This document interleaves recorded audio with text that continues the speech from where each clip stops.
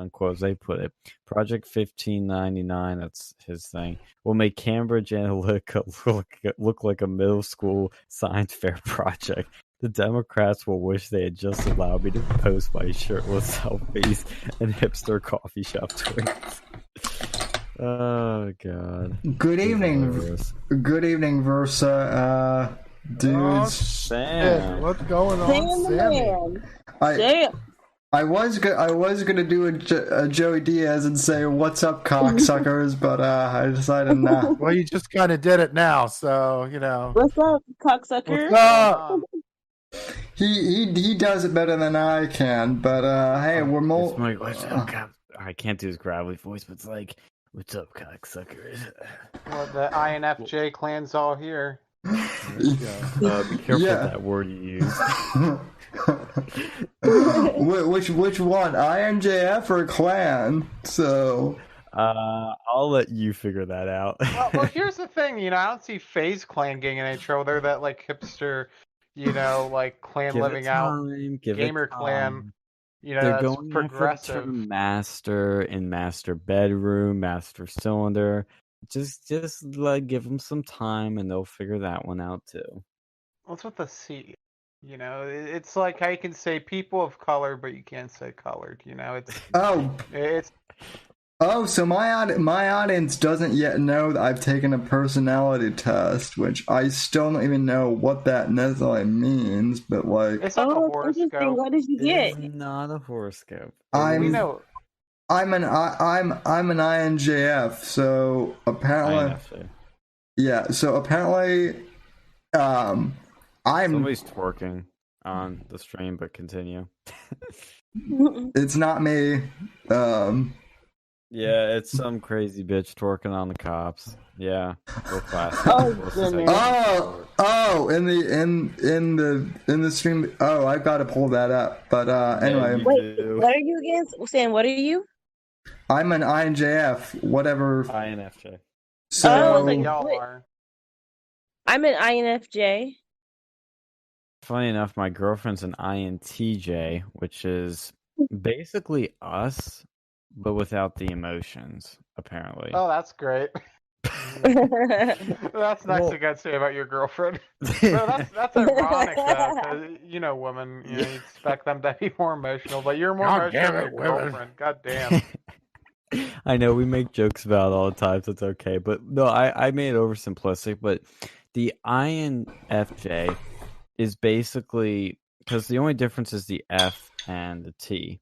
And the F is feelings, the T is thinking. What that means is that, in general, when INFJs are making decisions or they're thinking about things or doing things, they tend to, I don't want to say act out of emotion because that's what it sounds like, but it's not really what it is. It just means that they tend to use feelings and emotions more when thinking about things. That doesn't necessarily mean they aren't logical people, but when they are doing some things, they tend to use their emotions more.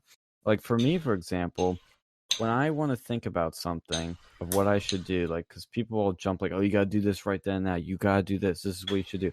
I take a step back.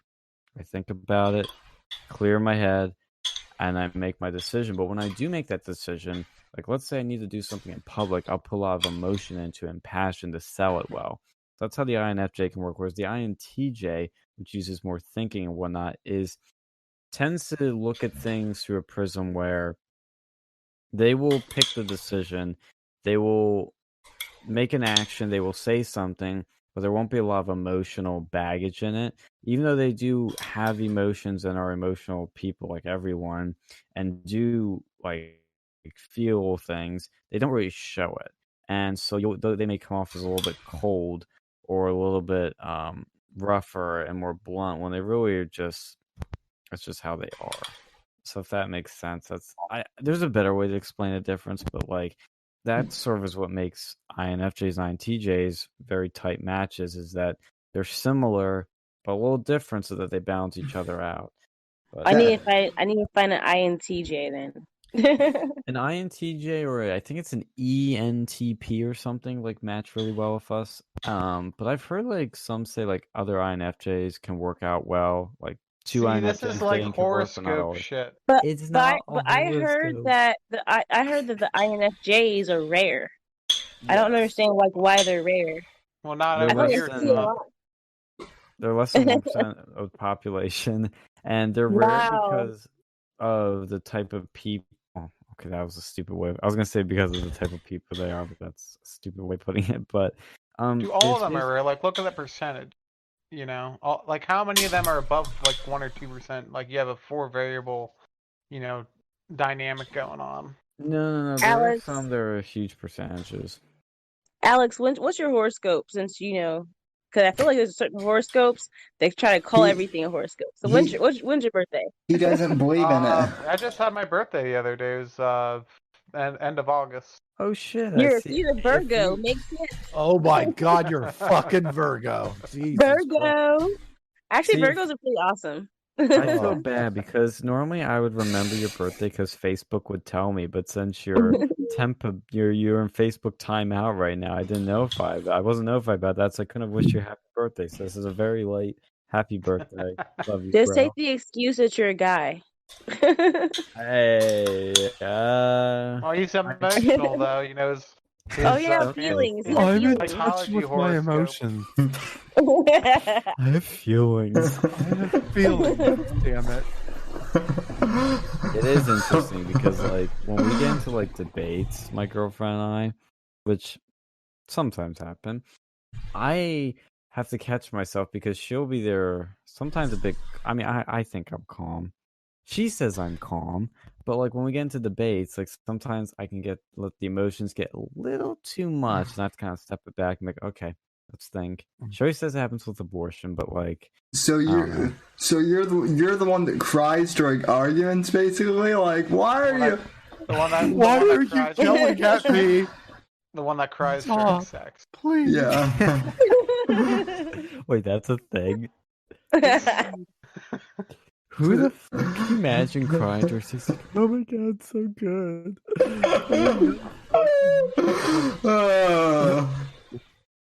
I don't know. I don't feel like I'm that would- emotional though. You know what I would love to? I would love to do like one of those, like I'll never have the ball. I will never have the balls to do this, but like during sex one time, Oh, no.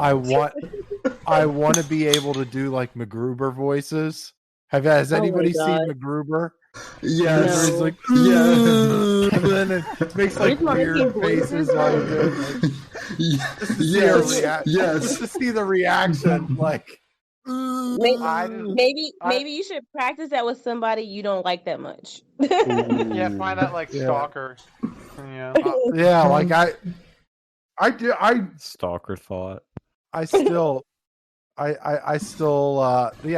that means I would have to go out with a liberal, and I really fucking hate them. You've done it before, So- you can do it again. Use a condom. Take 'em to the- Yeah, Hey, I would need more than I would probably need a condom on top of a condom on top of a condom. And I'm probably still gonna need to go to the doctor the next morning. I don't know. No, you need to use a Hey. trash bag. hey, don't knock a boy before you try it. Apparently that's what Rex Jones is doing. Sleeping with the What? Alex Jones' son is using like triple layer condoms? he's Probably he's selling those now. Rex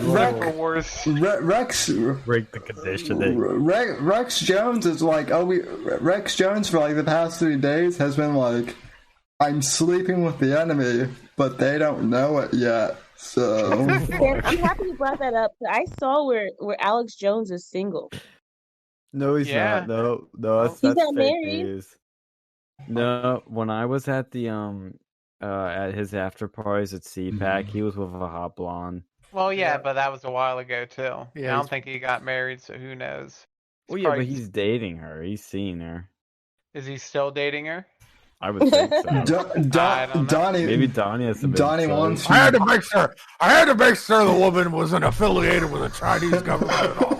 No, I just feel like most people are like married or something. I'm not interested in Alex Jones like that. But I noticed like Yes, it said he was married. Oh, you could get some of his He has, like, InfoWars 4 merchandise. kids, though. He has 4 kids, though. I can't. He was married once and then or twice, I think, actually. And the one he's with right now, he keeps it more private than I think the previous ones, it seems like, but he was definitely with someone, and I don't know if they're still together. I would think they are. He seems to be in a happy place, so let's hope. Her fake breasts are actually satellites that intercept the brainwaves and deliver them to the Chaikovs. Dude, could you imagine like dating Alex? His vetting process is probably hard. He's like, so Hey, I've been to you guys, California I have a last 4 years. question. I've gone to that What's grove. up? Yeah, what's up, Donnie? So, like, why did the left think that it was going to work? And, like, why did they use a strategy on Trump trying to, like, say he was bashing the military, even though he loves the military? Yeah, that thing really pissed me off. So like they made up this like Yes. it's like the PP Gate shit, you know, make Yeah. a complete bullshit story. Even like when his enemy John Bolton, who like hates his guts, even says no, Defended that him. didn't happen. Yeah. You know they're full of shit. And it doesn't even make any sense. Like, oh, he didn't go there because they were like losers and like crybabies. And like, here's the thing: like, World War One, like, you know, that was a shitty war. Like, you know what? And to be fair, like, you know, why did we even enter that? I don't know. Like, who was the good guys in that? I don't know. It was a whole clusterfuck. And you know, it led directly to World War II. But he would never say like American soldiers were crybabies and like pussies and stuff. That's not something Trump would do. And that's the thing I was going to segue to earlier, because when we're talking about like his support for the cops and the cops supporting him, this fake news story is a clear shot of InfoWars. And I'm not talking about InfoWars, the like actual like fucking Alex Jones. Right, the brand. Right. Like, it is this is classic information warfare. Fair. This is not a news story. This is not some big expose discovery. No, this is a deliberate, strategic, fake news hit piece that either this reporter genuinely believed and was so fucking stupid and ran with it, or a Democratic operative slipped her this story or blew it up more than it Well, should. Because I believe it's the second option Mhm. because of the why did Biden already have an ad ready This is a like right away, right after that, Yes. and he's meeting with people and talking to them like. I'll give you some insight too from the inside. The campaign was really, they knew what was up, and they acted quickly. Like, I don't know how many like, they have, both sides have eyes and ears on each other, but we had to quickly react to this. I don't know if I'm allowed to say anything more than that, but I will just say that we had a big task we were given, and we had to act fucking like fast. And I mean like in a few hours, like 2-3 hours. We had to react and help our man out, because they saw this coming. They saw this building like overnight, and we had to jump on it. But the what they're trying to do here is fracture his base, because they know this is what's happening to them. They know the progressives are against them. They know that these riots are not working out, because all of a sudden, hold up. You mean that the radical leftists know that the progressives are against them? No, the DNC knows that the progressives are against them, and the Joe Biden establishment.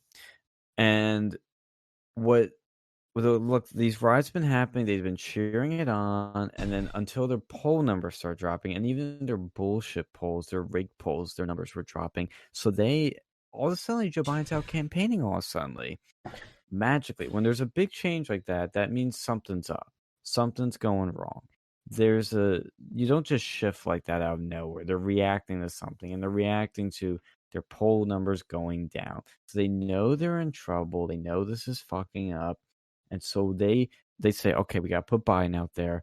We got to get him campaigning. We got to show that he's presidential. And now we need to go on the offense and destroy Trump's base. And so what are they attacking is one of his strongest supporters, which is the vets. They see that Trump has strong support among vets, strong support by the cops, especially during these riots. He's the law and order military commander-in-chief. And so what do? They go, all right, let's show that he actually hates veterans. Let's show he actually despises them. And it's a strategic, deliberate hit. I mean, it can't be more clear. And they Sean, failed miserably at it. that makes sense why they use Pete Buttigieg recently, Yes. because apparently he's from the military, and he was trying to divide our base, saying, "Are you a McCain Republican or are you a Trumpican Republican?" And you have to choose and decide what kind of Republican you are. And I would just like, you're trying to mess up our base. It's not gonna work. That strategy is not gonna work. But Yeah. that they knew it, but that was gonna just add a little sauce to it because Pete was trending. That's the only reason why I knew about this, because I don't look at Pete anymore. When I heard about this story, and I didn't pay a little bit enough attention to it until I saw like building and building, but you notice, like Alex was saying, even fucking Bolton, who's a traitorous, lying piece of scum, was like, yeah, Trump never said that. Everybody quickly said never said that. But why are even the neocons and all these other people saying this? Is because they know this is a strategic hit to divide the Republican base and to either convert vets to buying sports, which is a fucking like big ask, or just keep them home. Well, And they It's know not gonna that work. puts them in It's not gonna jeopardy. work. so No, here, it no. isn't. so here. Trump need Oh, go ahead, Alex. Trump needs to go on the offensive about this because they've been painting, Trump supporters and Republicans as conspiracy theorists. But what happened with this, not only was it spread by the fake news media, but this was spread by the Biden campaign. Biden specifically commented on this. Yeah. I want to see Biden apologize for that. Get on his knees and grovel. And I want, I need people on the right to go basically call it the left for what they are, conspiracy theorists. They are hypocrites, and I haven't seen anyone call the left out for this. Well, I will say this. I don't know if you guys saw this earlier this week, but Glenn Beck has not only admitted that he was wrong, for basically like starting Never Trump. Sam, hold on, Sam. Do you forgive him now? Because you told me you would not forgive him. Yes, I have finally made amends with Glenn Beck. Oh, great. So, I mean, yeah, I wouldn't say sort of. I have, but basically, here's what happened.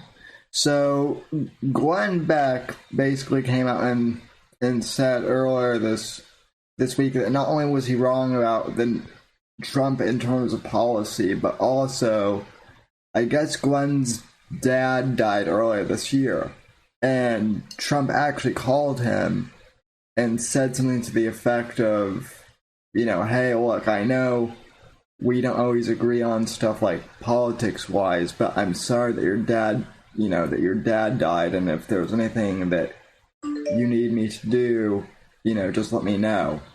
So Glenn basically said that in terms of like personality too, that he was wrong about Trump. And so that relates to the military thing, because basically Glenn Beck basically called out like all of the other Never Trumpers out there who are like now, I guess, going along with this whole Trump hates the military thing, like Bill Kristol. Fuck that guy. And basically like calling them out on this shit. So yeah, like they're not Republicans. They're not Republicans. Like when you've got John Bolton and Glenn Beck who hated Trump initially for saying, and they're saying that he never said any of this stuff. Yeah, that's all you need to know. So. Look, that's another thing, and keep it. Let's put this into broader perspective here too. This president Donald Trump, he's actually anti. Like I don't want to say he's anti-war, but he's against war. Like he's against like war unless absolute unless it's an absolute necessity. He's He's against the endless wars, right? But yeah, and I mean, he hasn't he's started pro-military. He's pro-military, but he's really like not pro-war. Like unless it's absolute, like it's an absolute fucking necessity. And this goes against not only the Democrats, but it goes against a lot of establishment Republicans too, because this is a group that has made a whole lot of money off of the fucking these two endless wars that have been going on for a long time. And so I think this is part what's driving this narrative. Like he's trying to get these. Look, I'm a veteran, right? I've got friends that are in DC, right? They tell me stories about how this guy, about how President Trump would go, that he would end meetings, like really important meetings, to go to Andrews Air Force Base to be able to greet a fallen soldier, right? As soon as they land in Andrews, right? Or like he'd wake up and like right before he was supposed to go to bed, like he doesn't go to bed until late, right? But even then he'd like get a call and it'd be like, and like he'd be in his PJs or something like that, and it'd be like, nope, I gotta go, right? This is a person that immensely cares about the military, has a high regard for the military, and it's like, and it's like, these people are shooting us like who you look at who's making these fucking complaints. It's like the names that are being circulated around are General Kelly, of course he fucking hates Trump. General McMaster's, of course he of course he hates Trump. There's a whole lot of other like military people that are like that aren't like, I mean, there's an agenda. There's an agenda there. And you know, we're dealing with a cultural change in our military, and a lot of these establishment people aren't ready for it. Well, they're just not ready for it. Well, here's the other thing too, and this is not me being a conspiracy theorist, but if you look at who the people are who are bashing Trump for supposedly being anti-military, look at who their special interests are, because I bet you anything that if you look into these guys who are criticizing Trump, you'll find names like Lockheed Martin, Bose Allen Hamilton, you know, all of the military, basically all of the military industrial complex, you know, corporations that manufacture, you know, weaponry and whatnot for the military. You know, the war machine, as Tulsi Gabbard calls it. They're the ones who hate Trump because they're not making profits during this, you know, time. And oh God, I sound like a libertarian, I know, but you know, they're not happy with Trump right now. So. Oh no, I mean the neocon warmongering establishment hates Donald Trump. I don't care what people say. Oh, he bombed Syria. Yeah, get the fuck over it. He hasn't started a single war.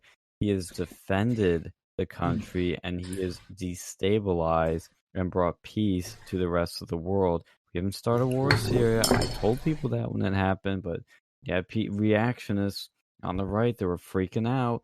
And one thing too to remember is that Donald Trump didn't just start liking the military when he ran for president. He didn't start caring about vets when he ran for president.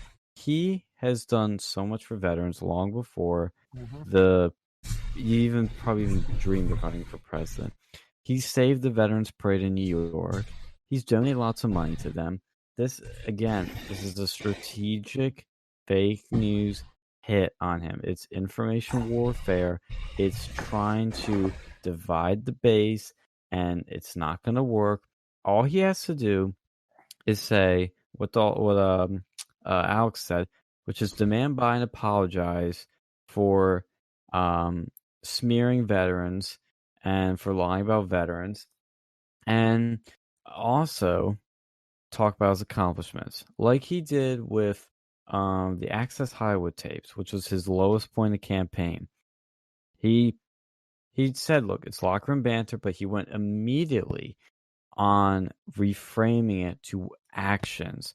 It's this again, they're always trying to get him with words, so that's always the thing with Trump is they always try to think we're going to take him down for things he said. Trump always is about action. That's what people like about him. So all he has to say is that these are fake news. This is fake news. This is smearing veterans. I have done more for veterans than any president. I've reformed the VA. I've saved lives. I haven't started a single war. I've been pulling troops home, and I've been caring for veterans more than you people have. It's all he's got to do. And there's video to show, like when he's been at I think it was when he was at Arlington, he's like interacting with this little boy there, and all these other things are just beautiful imagery. You just got to focus on that and get a bunch of veterans to show support for you because they do. And I mean, he's rebuilt the military too.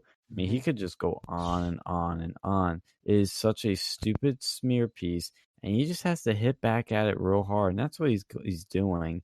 And it'd be interesting to see what happens on Monday when you have your press conferences and all that, how he hits back. But this sort of shit is just it's a total failure on the Democrats' part, and this is why. And we'll have some prediction maps that we can all play with. If you guys made your maps, I'll post mine. But this is why I think another reason Trump landslide is actually going to happen. Trump had a brilliant campaign ad today during the Kentucky Derby that I actually saw because I watched the Kentucky Derby. He had an ad basically where he was That's a redneck. well, I mean, I do live in Florida too, which is not too far from Kentucky. So, and but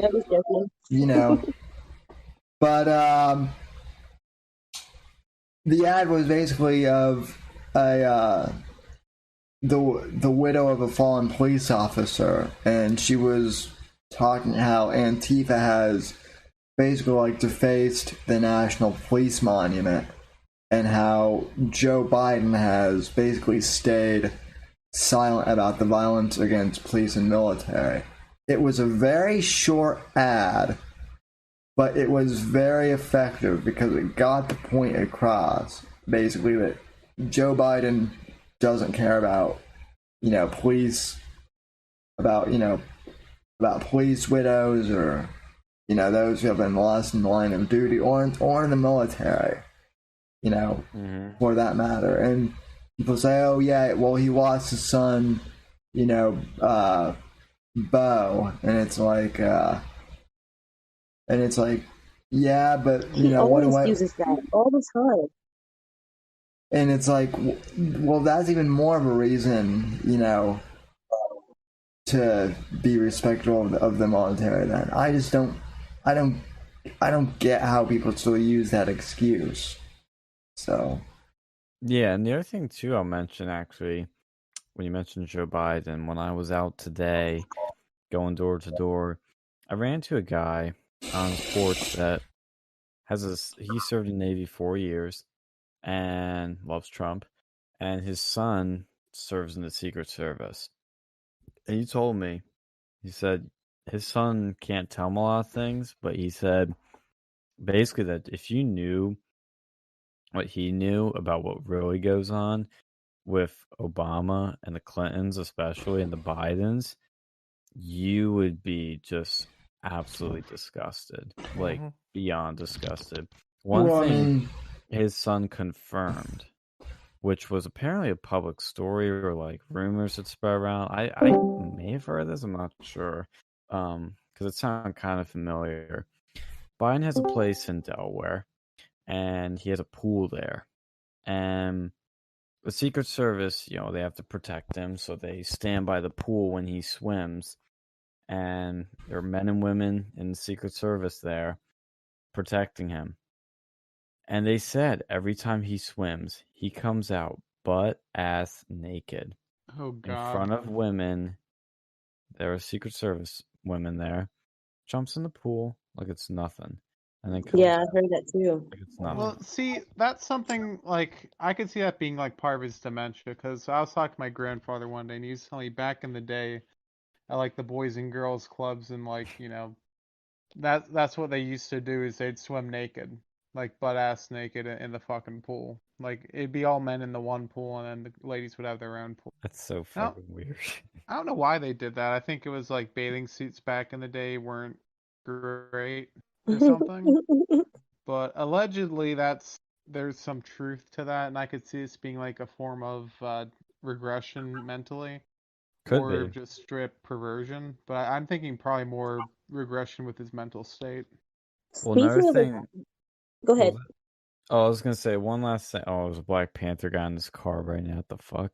One last story that this guy told me was that his son knew somebody that worked with the Clintons, and I've heard stories about the Clintons, but he said that whenever the whoever they're protecting is in a private room, they are not supposed to look into it or anything.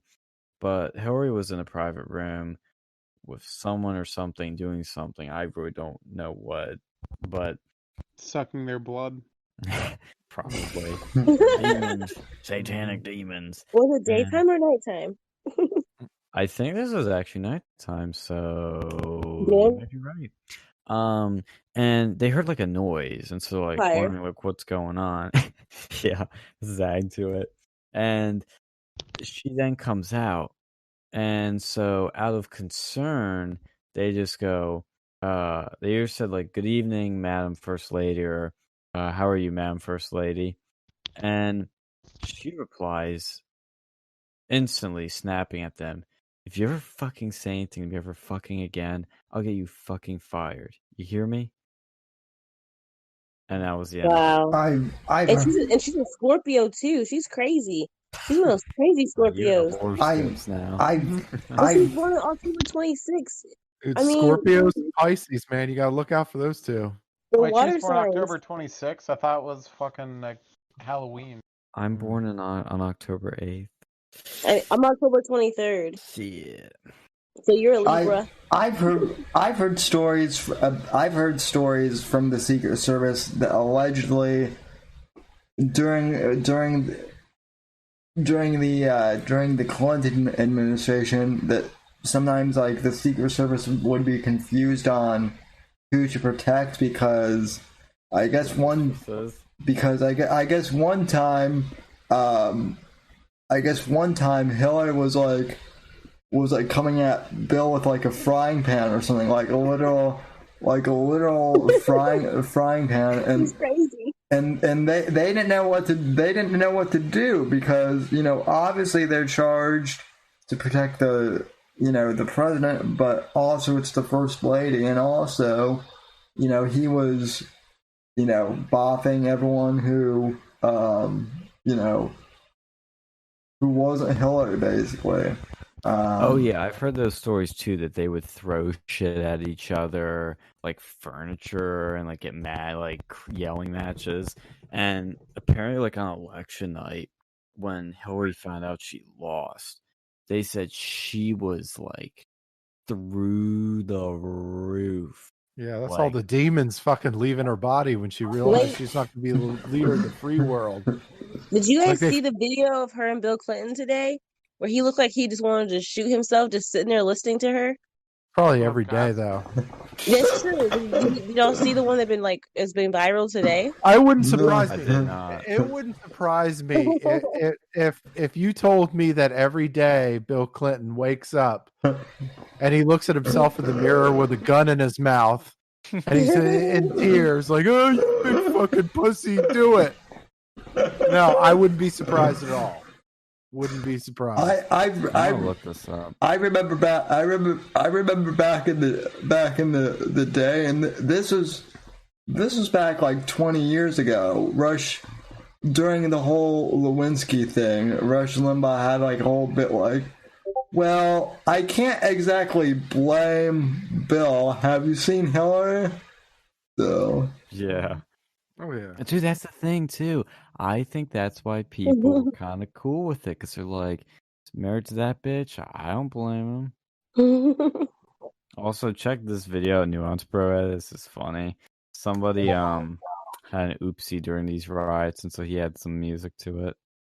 Oh man, I'm gonna look up that Hillary or that Bill video. That Bill Clinton. Oh, how about these Trump boats sinking on a parade on Lake Travis?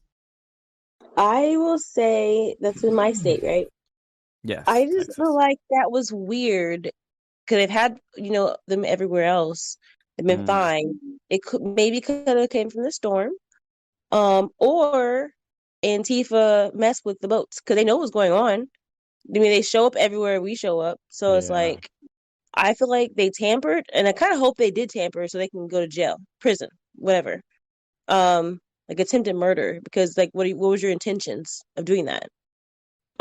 So and then the liberals on Twitter have been celebrating it, which makes me also feel like they did it. All right. I got a question for y'all, okay? So if you go on if you're going on Tinder, I don't know if you go on Tinder or not, but like say Not you go on anymore. Tinder, right? No, everyone else And has a somebody boyfriend, says girlfriend. and if you show up, right? If you see her picture, right? His or her picture, and you're like, all right, and then you show up, and then you see them in real life, and they're nothing like they are in that picture. Is that a total buzzkill? Catfish. All right. So, so maybe I did a little Tinder hunting. Okay, maybe I did a little Tinder hunting this week. I'm on the Okay? hunt. I'm after Right? you. Just saying. Look, and there it is, right there. Bam. So that fit picture pops up, right? And I look at it. I'm like, look, she's a professor. Okay, She's in your age range. Black, look, black as fuck, eyes like a truck, right? Hey, I'm into that sort of thing. I'm like, hell yeah, right? Hold on, Phil. Hold on. Are you Team Squirrel? Huh? Are you Team Swirl or something? I am all about that chocolate cake. But anyway, so I swipe right, and then you swipe right, and you swipe right, and then you start chatting or whatever, right? And you're talking a little funny, she's talking a little funny, things pop off, right? And then she's like, "Hey, let's hang out," right? And I'm trying. Look, I'm trying to wreck that truck like an Asian person, right? And oh my god! Look. Okay, but I'm saying, look, you got to understand where I'm coming from, right? Disavow. I'm trying. I'm trying to get the chocolate cake. Phil. We've disowned Phil. I'm trying to get that chocolate cake, right? Look, you got to see this through my lens, okay? Look, so then you meet them, right? And like, so you meet them, and can we pull up this other picture here? Oh yes, yeah. Let's get the before and after. Right. So I agree to meet her, and then this is the picture that comes up. Right, go ahead. Oh my god. Not what I expected. See, look now. Like this upsets me. This upsets me a lot. Okay. Can we put this on? Can we put this on stream so that the people know what we're referring to? Well, no. Hold on. Let's hold on. We're getting there. Look. So obviously, like when you go up there, obviously it's offensive because obviously she's not black, right? You look at the hair; it's not like there's not like that. Look, we're getting there, right? Yeah, Jessica Kruger. Yeah, look, where are you seeing this picture? I don't see this picture. Look, it's on the screen. It's on the screen, YouTube, right? On YouTube. So obviously, she's pale. She's pale as fuck, right? But the thing that upsets me the most, right? The thing that really, really upsets me the most is where's her ass? Right? I knew you were going to say Where's that. this I knew it. woman's ass? Look, I'm looking for chocolate cake. There's no chocolate cake, okay? I see it There's now. no chocolate cake to be had. He's looking for a dumpster truck. I'm looking that a for the man? size like a truck. I'm looking for the size like a truck. I'm looking for chocolate cake. There's no chocolate cake. She does. You know how pissed that makes me? Okay? That is false advertising. Should be against the fucking law, right? She Damn She tell law. you she was black? She She did. tell you she was black. Look, She's Rachel been Dolezal blabbing on you. She's been blabbing it for apparently she's been blabbing it for years. Okay, and you know, and so I'm thinking, all right, I'm gonna get some chocolate cake. Comes to and find out there's no chocolate cake to be had. It's Okay, Well, it's vanilla. white chocolate. White chocolate. I No, can't it even is tell. vanilla. Sold it. Look, I was driving there. I was driving to this book signing with the hope that there was going to be some chocolate cake. I was No, jonesing Phil, you for chocolate racist. cake. You, I wanted Phil's chocolate racist cake. against Damn it. Phil's What racist if she against was- white people. What if she was transracial? You know, did No, I you mean, ask her that? Look, it's gone. Okay, it's gone. Culture Right, appropriation. the whole thing is gone. Right. Okay.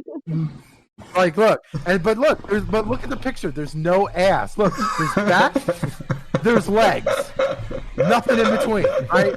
There's back, legs, nothing in between.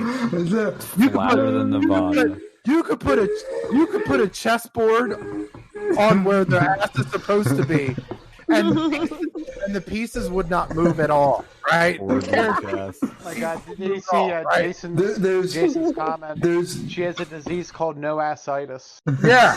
Look, I mean, it's like, look, comment of the night. she's gonna need to do bun busters just to say she doesn't have an ass, right? It's almost like a negative ass. Like you got to do ass exercises just to say you have no ass. It's a regressive ass. It's very upsetting. Okay.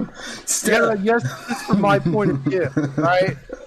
What the fuck? She's holding a book to you. It says, Okay. No. Okay. Okay. Static. All right.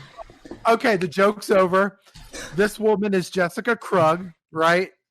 Okay, And- doxing someone. She's she said No, the scene ended that already. right. It'd be joking, but no, she said she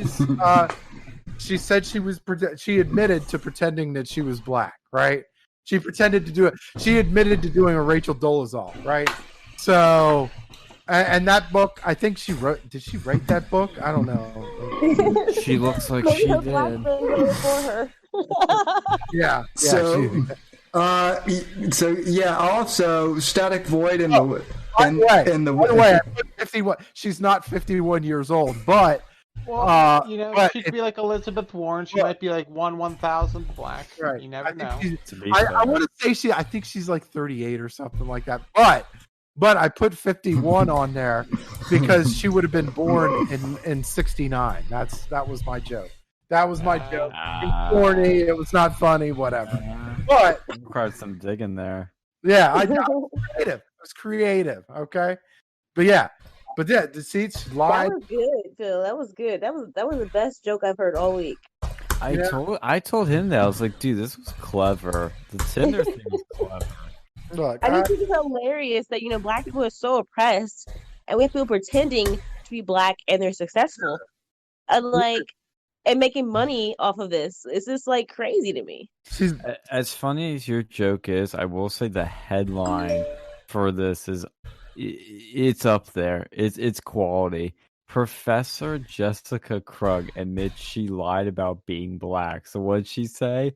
Quote, I cancel myself. How Did can she you earn her self-cancel? scholarships for being black? I'm curious about that because I'm kind of curious about people who say they're black and then they get the affirmative action or they get some kind of scholarship for being black. Well, I mean, if Elizabeth Warren got some hookups for that sort of thing, I mean, I'm sure she did too. I mean, it's not out of the question. It's not too out of the pale here. Right. But I didn't. You said pale. I did. I'll be honest. That was a totally unintended pun. I'm not even kidding. Actually unintentional. No, not saying that ironically. It just funny because you said pale as in comparison to pale skin. Hey, what can I say? I am naturally talented with puns. Mhm. What are you saying, Donnie?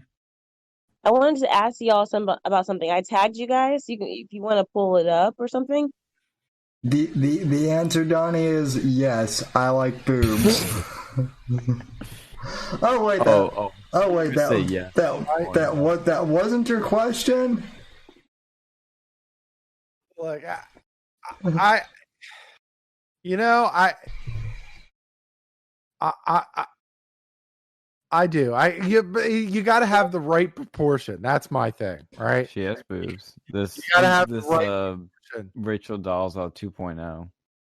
I'm sure. Look, and that's another thing, right? And that's another like, okay, so if you're going to compare her to Rachel Dolezal committed to it way better than this. Than doubled down. Like she really, I'm pretty sure she probably got butt injections or something. Like she Did worked. you guys hear me? Yeah.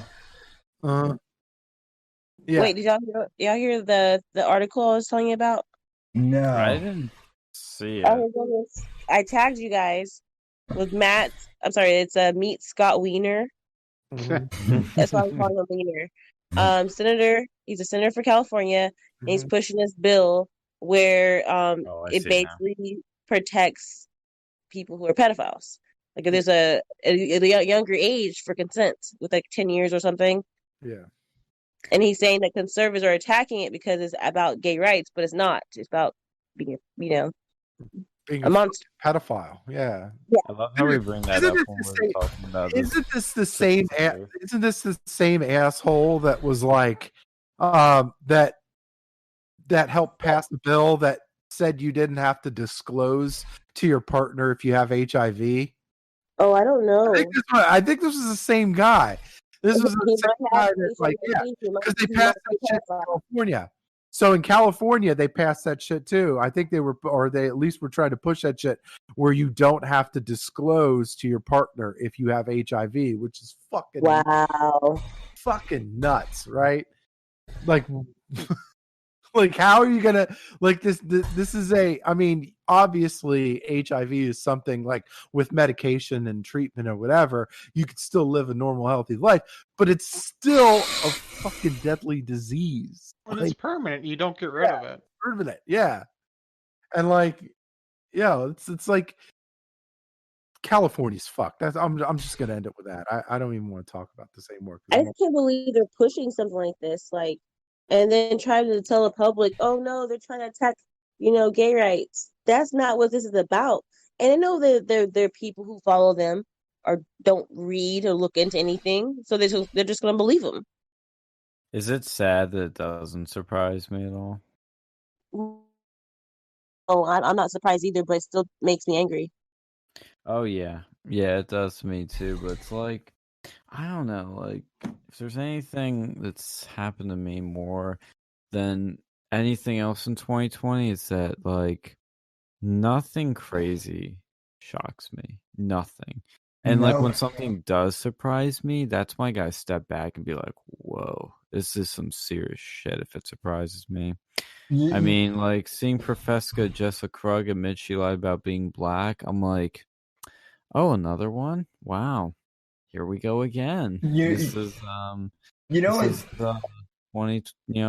is our year. You know what's sad is now in 2020, I'm more surprised when good stuff happens. So yeah. Well, yeah. Well, so in California, when they tell you like one of their slogans is "Dream Big," so I think this is what they were meaning when they said "Dream Big," right? They want to pass things where you get to fuck kids, right? And it's completely legal, or or it's a slap on the wrist punishment. Like, oh, you want to bang the kid in the ass? Here you go, slap on the wrist. Go out there and be somebody, right? Bill's pissed. It's disgusting shit. It is. It's so evil. And I know people personally who have been treated like that as children, like by their own family. This is not okay. It does mess with people. Yeah. So why does the left want or at least some parts of the left, because this is not a mainstream thing. But why is Because a people are getting significant? busted. People Well, are getting busted, and Pizzagate and everything. They're getting busted, and now if they can make it legal, well, it will protect certain people. Why is this happening in California, I mean, Hollywood, pedophile hood? well. Honestly, I think it's because the progressives are like sick and fucked in the head. I mean, really. Um, you look at some of the crazy shit that's going on in California. It's like, no, you look at it and it's like only an insane person does this sort of shit. Like crazy people, like mentally unstable fucking Demented. people only do the shit that they do in progressive California. It's like insane, right?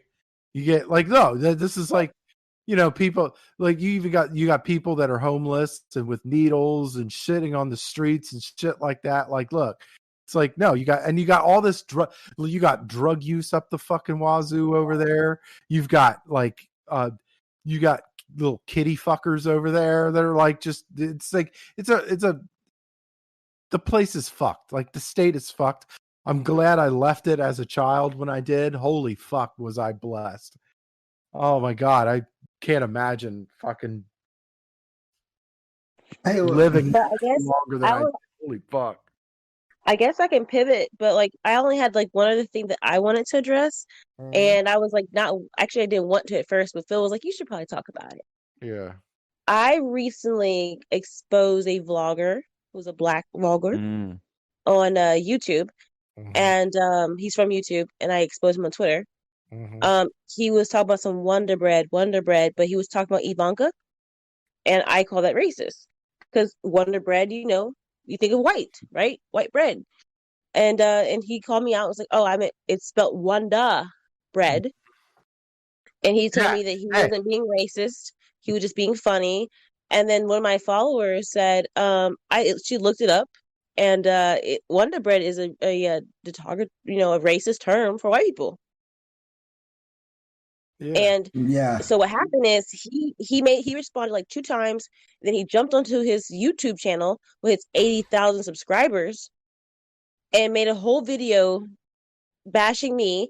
And at first he had a clickbait title. He's like, his name, and he said destroys black Trump supporter. And I'm not saying his name because he don't even clout. He got a lot more followers because of me, but like anyways, on Twitter. And so he did that, and then to this day, it was like a week ago, they're still trying to like harass me on Twitter and on Instagram. And the guy, his audience, like I honestly think these bitches wash paper plates in the dishwasher. Like that's his audience. Do they sort their foods by color too? they they spend their days chewing on the Amazon box. All right. Well, yeah, like look, it's if you look at it, like you're talking about Wonder Bread. If you look at all you gotta do, look it up on the Urban Dictionary, right? Wait, Sean, can you Mm, Google it? Can you Yeah. Google it for the I crowd? I, Like, can you Google Wonder Bread with the A instead of ER? I will do that. you the Urban. I sent you the site. I sent you the site, Sean. I would just Um, like, I would just like, okay, all I needed to do expose you. And I'm gonna keep exposing them because I'm really tired of black people trying to say that black people can't be racist. Because I've seen more racism from black people than white people. Who are you seeing attacking white people in these riots, in these streets? Black people are attacking white people. yeah. And the media is the cause of this. They've made it seem like it's okay, it's normal, and it's Well, not, and it's not okay. And honestly, I have Do- white family members in my family, and it ticks me off. Donnie, part of it. Donnie, Part of that. Donnie, I got to stop you right there. That's your white privilege. Oh wait, Oh, you protect your white privilege, Donnie. No, but I'm no, not but white though. part of it is because the like in these sociology classes and shit, they teach you that racism is privilege plus power. So like technically he can't be racist because he doesn't hold any institutional power. It's like that's bullshit because what. Oh shit! Speaking on that, do you hear how Trump eliminated the federal anti-racism? a Yeah. a Amen. Apex and I talked about that on the Whitfield report earlier tonight. So I love that. See, that stuff is so underappreciated because that is fighting the culture war. That is ending this bullshit, anti-racism, bias training, whatever the fuck they call it, which actually just makes people more racist. Statistics have shown it makes people more racist. So he is literally curing racism, but nobody is giving him the credit he deserves. But Well, okay. did the left have a rebuttal against him doing it, or did they just not say anything? I'm not sure. I'll be honest, I didn't hear much about the story until I I didn't either. hey, saw it on Twitter. hey guys, I actually have a legit question here from one of my chat members. He actually brings up a really good question. Static Void in the chat goes, "Are albino black people still considered black? Also, am I autistic for asking that? No, sir, you are not, because I've often wondered the same thing." But No, albino albino black black, people are definitely, they should be considered black, and they're actually like really discriminated against in See, that- Africa because there's like tribes and shit, and there's a belief that if you like eat their bones or something, it cures diseases in like Africa, and like they're chopped up and eaten. See, that's what Rachel Dolezal and Jessica Krug should have went with, right? That's the story they should have went with. Like, look, I'm actually adopted. Okay, I was adopted to white parents, and I'm actually albino, but I'm really black. Like that's the lie they should have went with because they knew they were going to get caught, right? Pictures don't lie, right? it's So funny you mention that because I was with a volunteer today knocking doors that I guess you'd call albino Hispanic. He is from Puerto Rico. He, I believe, lived there for a portion of his life, but he looks white as white gets. But he said, like, yeah, racism and discrimination are real. I experienced it when I went to Puerto Rico. People treated me differently because I was the white guy, except when I started speaking. Then once I started speaking Spanish fluently, they were a bit more lenient. But he said, even then, they didn't see him as one of them, which is pretty messed up. But he said that, yeah, you get sort of distanced and discriminated against and sort of kept in a separate category. And that's what people don't get about America. Like, people will talk about, oh, America's so racist. Rah, rah, rah. Oh, there's all systemic racism in police. It's like, look, do we have racists and do we have racism? Of course. Every part of the world does because people are prejudiced. That doesn't mean Mhm. it's good. That doesn't mean we shouldn't fight against it. Obviously, it's bad and we should fight it. But we're in short supply of races here for the radical left. The left is Yeah. in short supply of racism, as Gavin McGinnis you says. wouldn't be They able to invent them. you wouldn't be able to tell that watching a fucking NBA game now. Holy shit. Yeah. I'll say Black this: Lives Matter. Black Lives Matter on the courts. They got can't. fucking these little quotes that they put on the back of their jerseys or whatever. Like, oh, Mhm. you'd think people are getting oppressed left and right over here. Well, and that's the point. Actually, I'm glad you brought that up because I have noticed something. This one dude talks about this, like a ex-KGB dude, and I think one of the things he said, and I could be wrong, but what they're trying to do with all this, I think Black Lives Matter stuff being everywhere, is that it's kind of like when they say, if you're told a lie enough, it's eventually the truth, and that's literally what they're doing. Is they're beating it over your head so much, they're putting in pop culture so much, they're creating a bandwagon effect where they're manipulating you with propaganda, Marxist propaganda, so that you, just an average Joe, sit there. First, you don't believe it, but when you see everybody saying Black Lives Matter, Black Lives Matter, Black Lives Matter like a cult, and it's everywhere, you feel so alone and you feel singled out, and you go, I guess it's true then. I mean, it's in the NBA, it's in movies, it's on Twitter, it's all these major companies are saying it. Like, they're trying to make you believe a lie, and they're trying to subvert your free thinking. It's all manipulation. It's all to try and get you believe this, and it's like It's crazy. I mean, I've never seen Sean, anything why like does They're- it not work on me though? Because you have a brain. you must have a brain with white privilege. White Internalized racism. I mean, I don't know. I'm not. No, that's weird. No, Have you heard of internalized misogyny? Also, Donnie, and I'm not making this up. You have beauty privilege. To be fair, that's is a thing. But Sam with the Casanova moves. That's I was what's gonna up. say, but also that's like an actual thing now too. That like according to Sam, the left, that like Sam, I am. I'm waiting for that. Using me because of that. I'm waiting for you to start playing Al Green in the background. Okay, like we're well, Phil,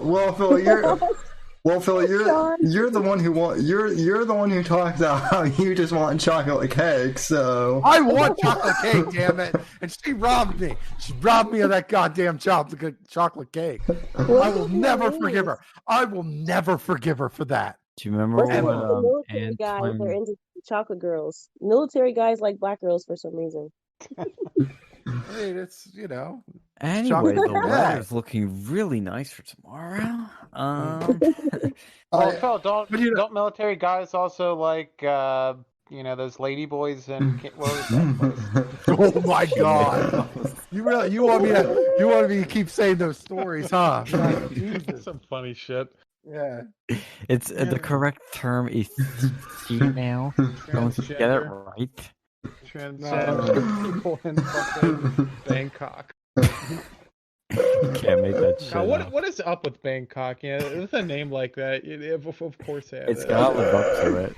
They were trying to increase their population. Like, come on, give them some slack. Reverse I don't thing. think men can become pregnant.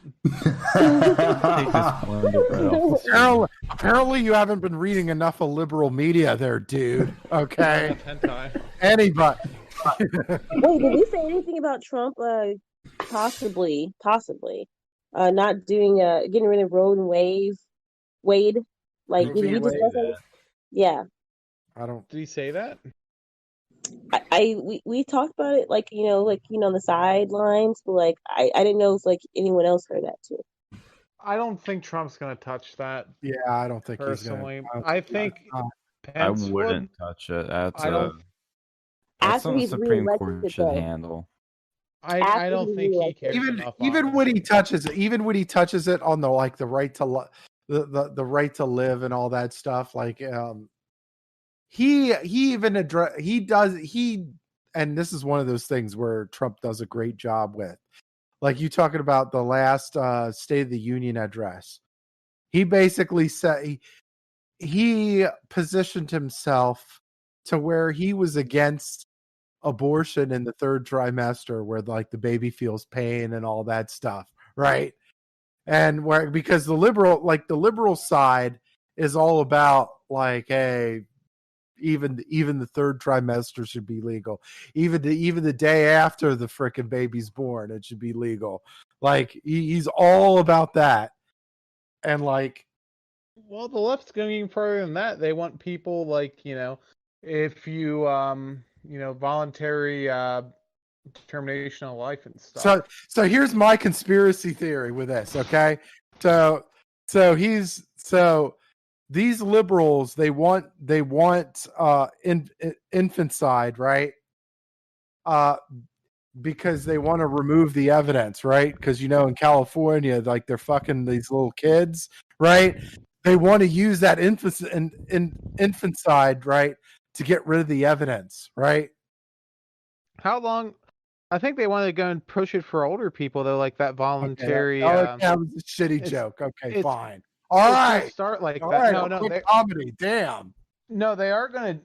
No, I get what you're saying, but no, I think that's what's going to happen. They're going to push for that where if you're elderly and like you have dementia, and then they're gonna start pushing like, oh, it's not just that, like your relatives can push for euthanasia, and then it's gonna be like, oh, you see this old conservative person, maybe they need to be euthanized.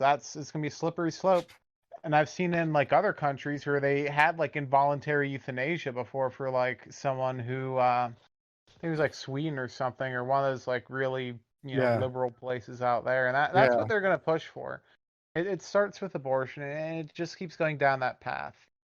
Did You know, anybody it's like see Exactly. Jason's comment on the chat? He said, I quote, I've met a lot of black guys who have said they won't date black women because they are too much like parole officers. oh, I knew a black guy who said he didn't like to date black women.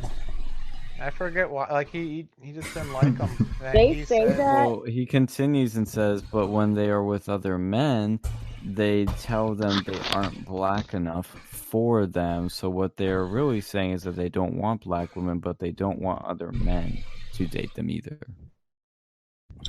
That's true. Quote. That's true. And here's the thing. Here's the thing with the whole black guy thing. Here's the thing. They don't want someone gonna like. They may feel like a lot of black women they've talked to have insecurity issues, and so they feel like they have to answer all these questions. Where you at? Where you been? But at the same time, a lot of black men are liberals, and they have different values.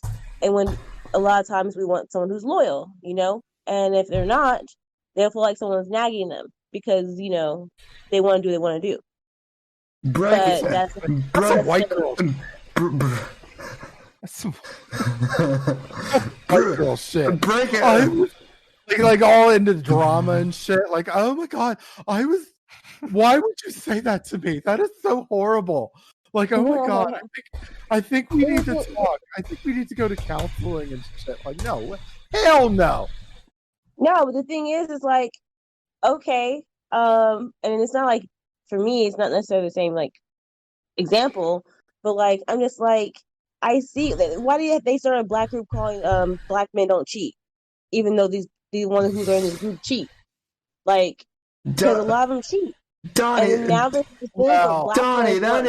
that is a racist stereotype. Well, what is it's a generalization, and it's real. But the real question is, though, Donnie, what is the definition of cheating?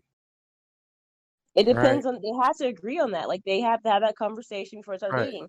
Like if they feel like if you're sitting there liking people's pictures and stuff is an issue, then okay, then maybe y'all that will work out. Because I saw it. Because here's the thing, I saw this in a movie once, right? And they said that if it's in a different area code, much less a different state, it's not cheating. The fuck is that logic?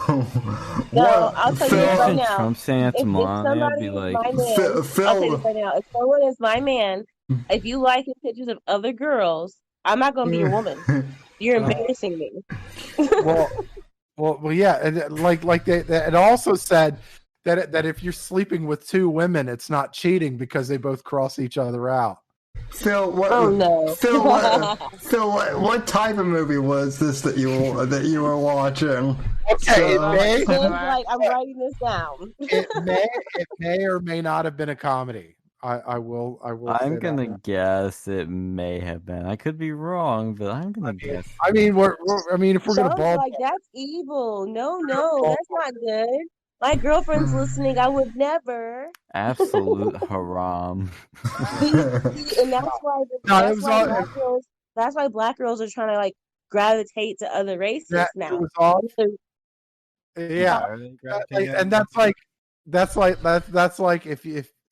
if you were drunk, it's not cheating because if you don't remember it, it never happened. Oh, that's some bullshit. It's like that Vegas shit. All right, look. Okay.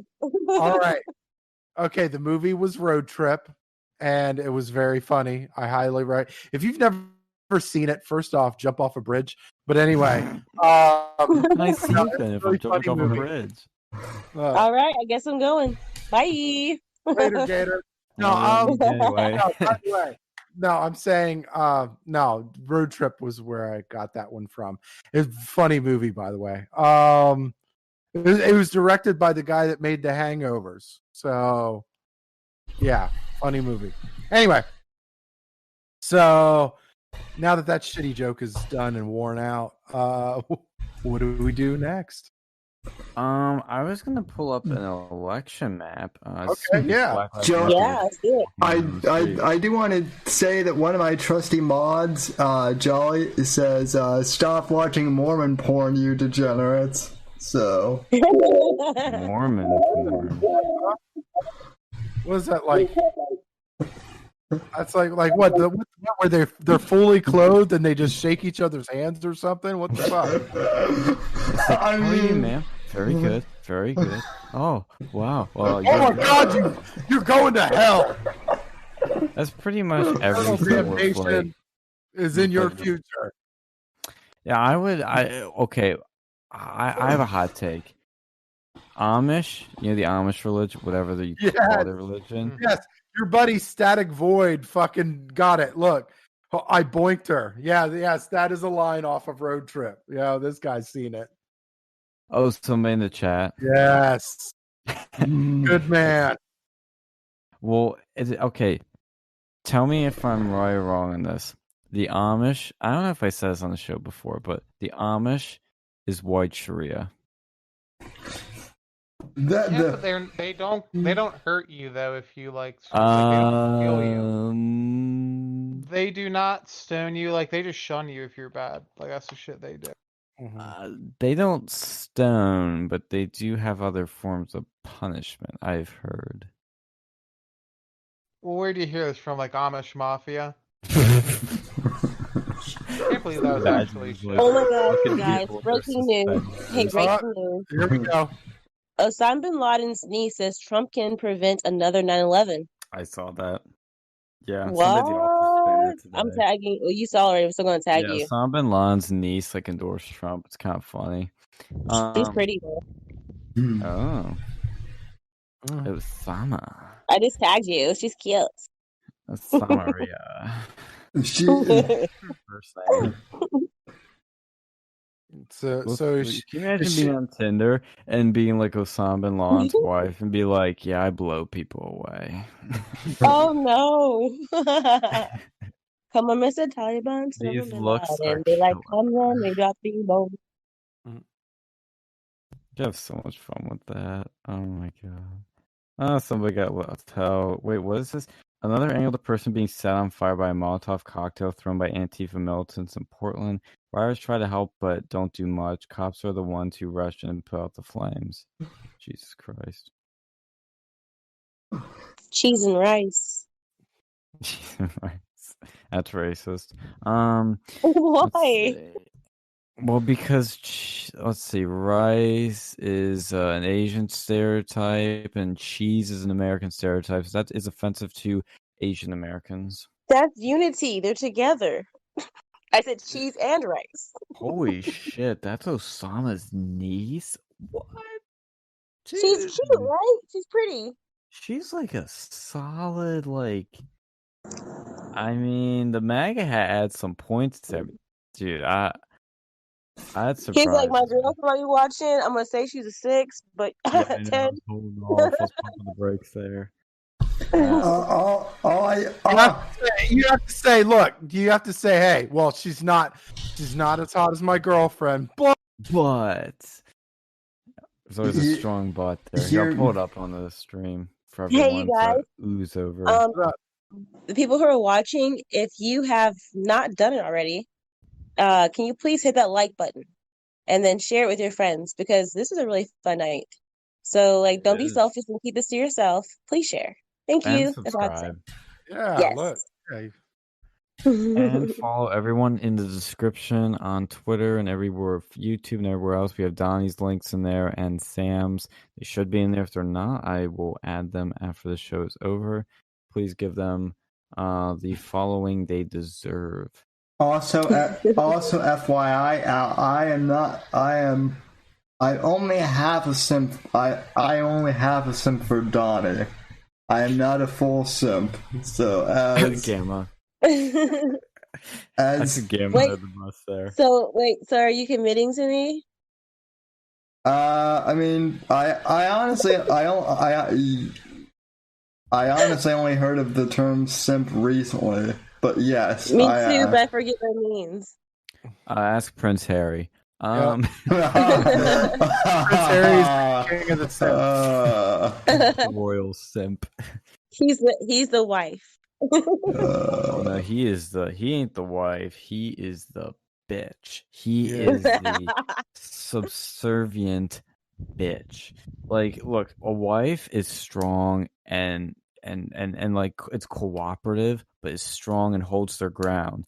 He is a bitch. He gave up hunting. He gave up fun. He gave up Earth, probably drinking. his life, family.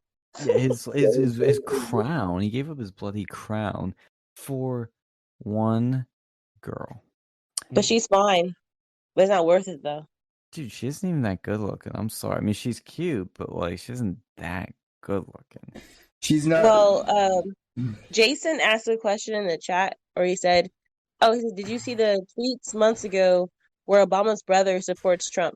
Yeah, Well, he's been supporting Trump. Yeah, he's been supporting it. Oh, Malik's been base since 16. Malik's Twitter was like the most base thing on Twitter in 16. I thought at first I thought Malik was fake. To be honest, I'm like, is this guy even real? It did look like kind of a meme, but like no, Malik is a little he's a little out there on things. Yes, he's been verified. He has a blue check mark. His Twitter was just so fucking funny because he would say the funniest thing. Like in 2016, if you like Google like screenshots from that, like, oh my god, he's writing a book, Big Bad Brother from Kenya. He embraced the birther meme. Oh my god. But I'll say this. And one day he was like dropping like birth certificates and all this stuff. He's like, "What is this?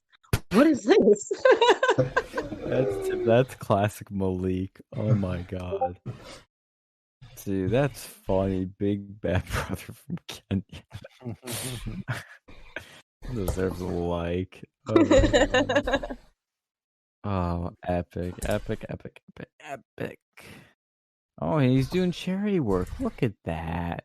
Donating masks in the U.S. Embassy in Nairobi from the Barack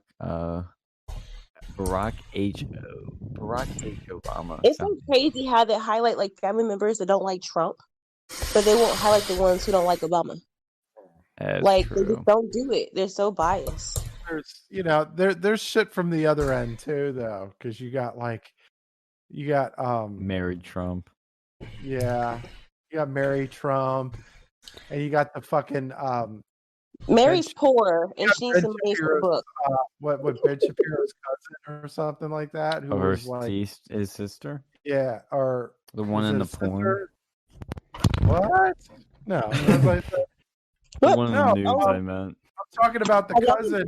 The cousin who was Ben Shapiro's cousin, who was in Matilda or whatever. Wait, the big fat boy. Chocolate cake? Chocolate cake? No, I'm saying Ben Shapiro's the one with the nudes.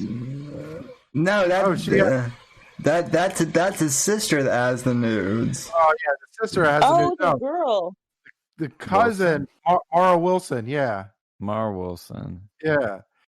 She was an actor. She was a kid actress. She was in Mrs. Doubtfire and Matilda and I think Miracle on 34th Street or something like that. Anyway. Wow. Yeah, she doesn't like she goes on Twitter and she's kind of like not on Ben Shapiro's side or whatever. Okay, I keep lying to you guys. I do have another thing I want to address. Okay. Since we're pulling up the maps, this is going to be relevant in a sense, but this is just an announcement. We need to really focus on our Confederate. Whoa, going that direction, I see. No. Conservative judges, because a lot of these Democratic judges are running without any competition. Because a lot of these conservative lawyers do not want to be judges. So that's an issue that we're having. If we want people who are going to enforce the Constitution, these judges are like a huge factor into that. So like, I need y'all to share this and tell all your people who are like conservative lawyers to run as judges. Like, and it should be all the money because look, Trump is rich, right? But like, he's not doing this for the money. So like, you might get a pay cut, but like, if you want the security for your kids in your future to be there in the future, you might have to sacrifice some years to run for a judge for the conservative side because there's a bunch of Democratic judges in the office, and there's no competition. You're gonna have to work a little bit. Like, look, if you're trying to be a judge, you're probably gonna have to be a lawyer for a little bit. Probably gonna have to be attorney for a little bit. Well, if there's like people wanting to run straight party, like people like straight voting red, just straight down the ballot, that doesn't matter. These Democrats will lose. Yeah, there's quite a few conservative attorneys out there. Thankfully, one of them is representing Kyle Rittenhouse, which is fucking cool. Yeah. And I say this because I had my group in Dallas called Conservative. We just had a speaker who had come, and he's running for a judge position in Dallas County. Nice. And I didn't realize this was an issue until he came and spoke to us. And also, too, pay attention to what these judges are saying. Judges are not allowed to say what they support and don't support, how they will rule. They can't say if they're pro-life or not pro-life. Like, they can't say those things. So if you're listening to these judges who are running, make sure that they're just saying they're going to protect the Constitution. And if they're not, then they're breaking the law. Two, they need to only be protecting the Constitution. I don't even care if they're conservative or liberal. I just want somebody who's going to call the Constitution. Because liberals aren't going to do it because that kid in Dallas, that sex change. Sex change thing in Dallas, like, no, they have to be conservative because conservatives are more so going to follow the Constitution than the left is. They have their own agenda. I was going to get there. I was going to I don't mind if they're conservative or liberal. However, if you're going to defend and go off the Constitution, it's going to push you conservative anyway. I mean, that's just kind of like, because we love the Constitution. Like that's conservative. We do. Conservatives, you have your Bible, and then you have your Constitution.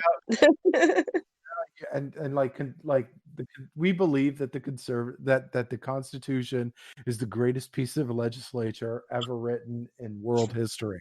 Like, there's nothing that is ever going to top. And like, and it's like, oh, people want to get rid of the Constitution. It's like, yo, you're never going to get anything better than it ever. Like, we have to protect this thing. Like, dude, I don't. And it's like, even if there was even a remote possibility that there possibly could have been something better, I don't trust any of these assholes to fucking follow through with it or anything. Speaking to segue to a few other stories I want to mention. This is something that we on this show, you heard it here first, folks, actually called. I think, if I'm giving the correctly, I think, Alex, you thought this. Prince Harry and Meghan Markle, we were talking about earlier, are teaming up with Netflix to produce shows and movies and whatnot. Didn't we call this, or did we not? Yeah, well, we sure did. I mean, yeah, but I thought they were gonna make porn where Meghan pegs Harry. But that's already happening, sonny boy. We were hoping for that. No, I wasn't hoping for it. Shit, that's terrifying. He's got that swirl. No, I mean, we're already seeing him get pegged like every day. Swirl is completely different from dudes getting pegged, man. That's not kosher at all. Well, we know somebody that could help us out with that. Wink, wink. Oh, yeah. Inside joke. No, it's not in the chat. Don't worry. You all are safe. I want to know. That will be saved for off the air locker room banter. But yeah, I thought it was Unless the funny that chat I is seen this. requesting it. Unless the Sorry, what chat, was that? unless the chat is requesting to hear it.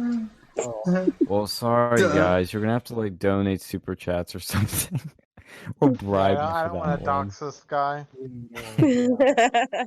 Streamlabs.com/The Whitfield Report. So Fans only. Fans only. I don't know, man. If somebody donates us 25 super chats, is the docs worth it? No, it's not. I'm I mean, it's kidding, so worth kidding, kidding. I'm telling your girl. Wait, what?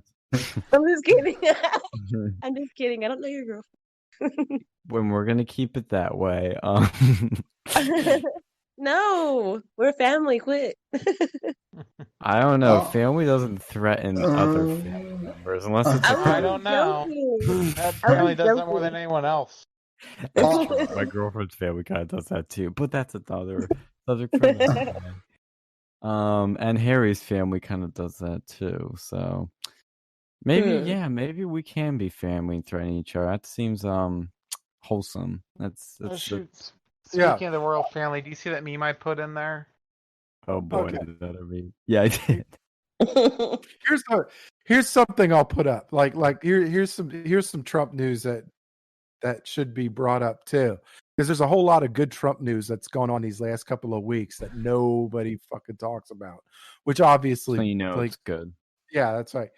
So this week, Donald Trump brokered another peace deal between Serbia and Kosovo. Oh yeah, that's Jesus. That's crazy. huge.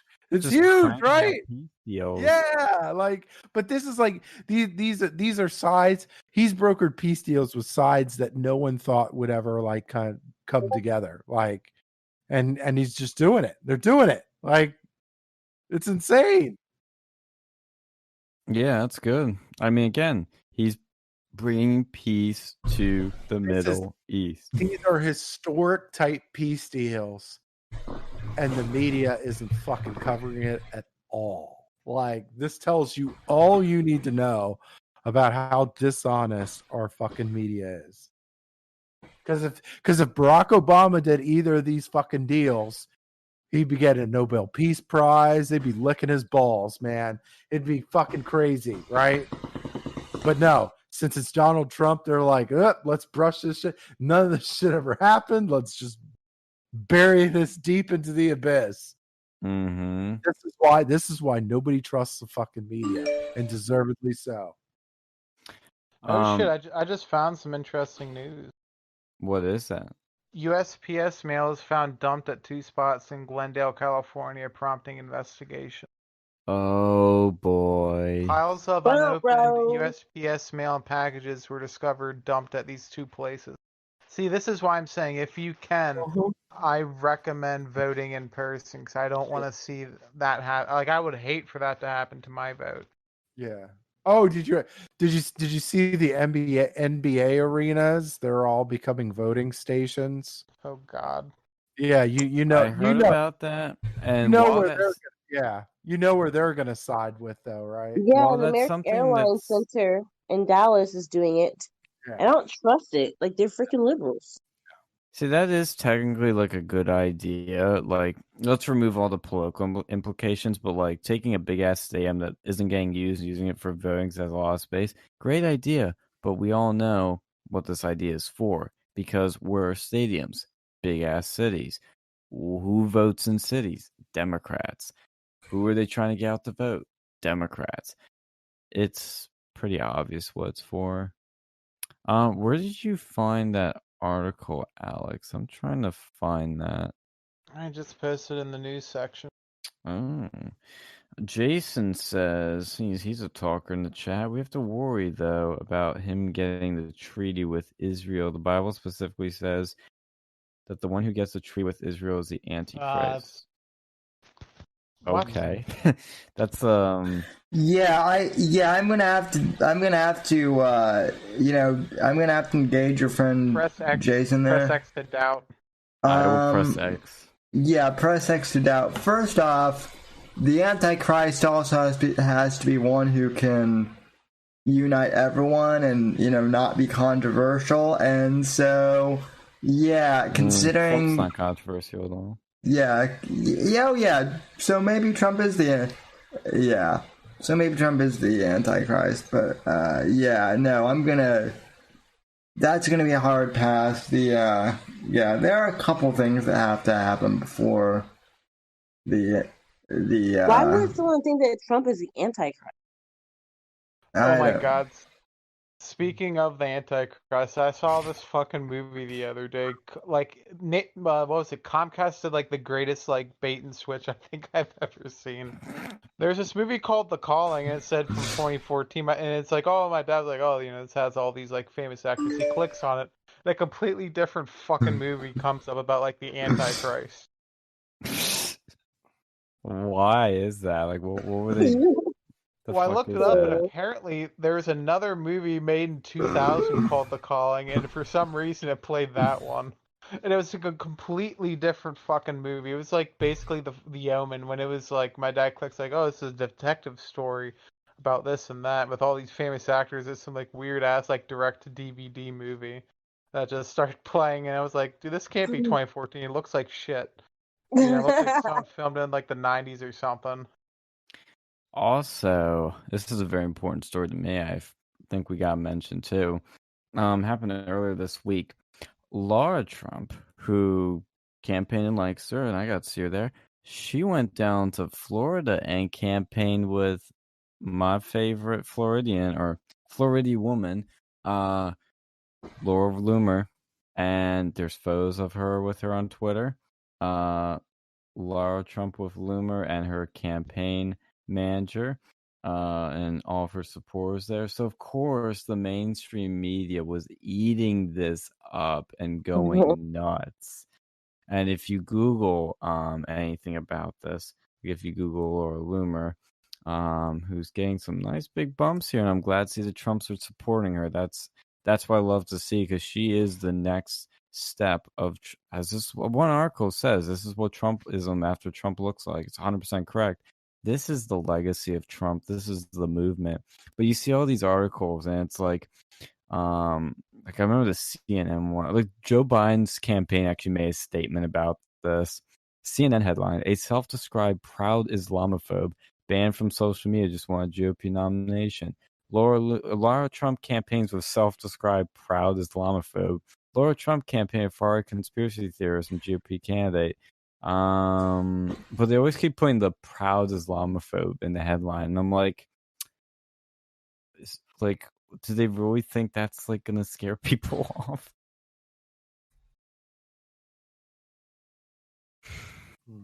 Oh, it's funny.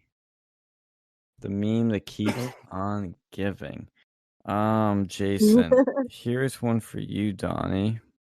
Me? Okay. I might answer it. Let me investigate this.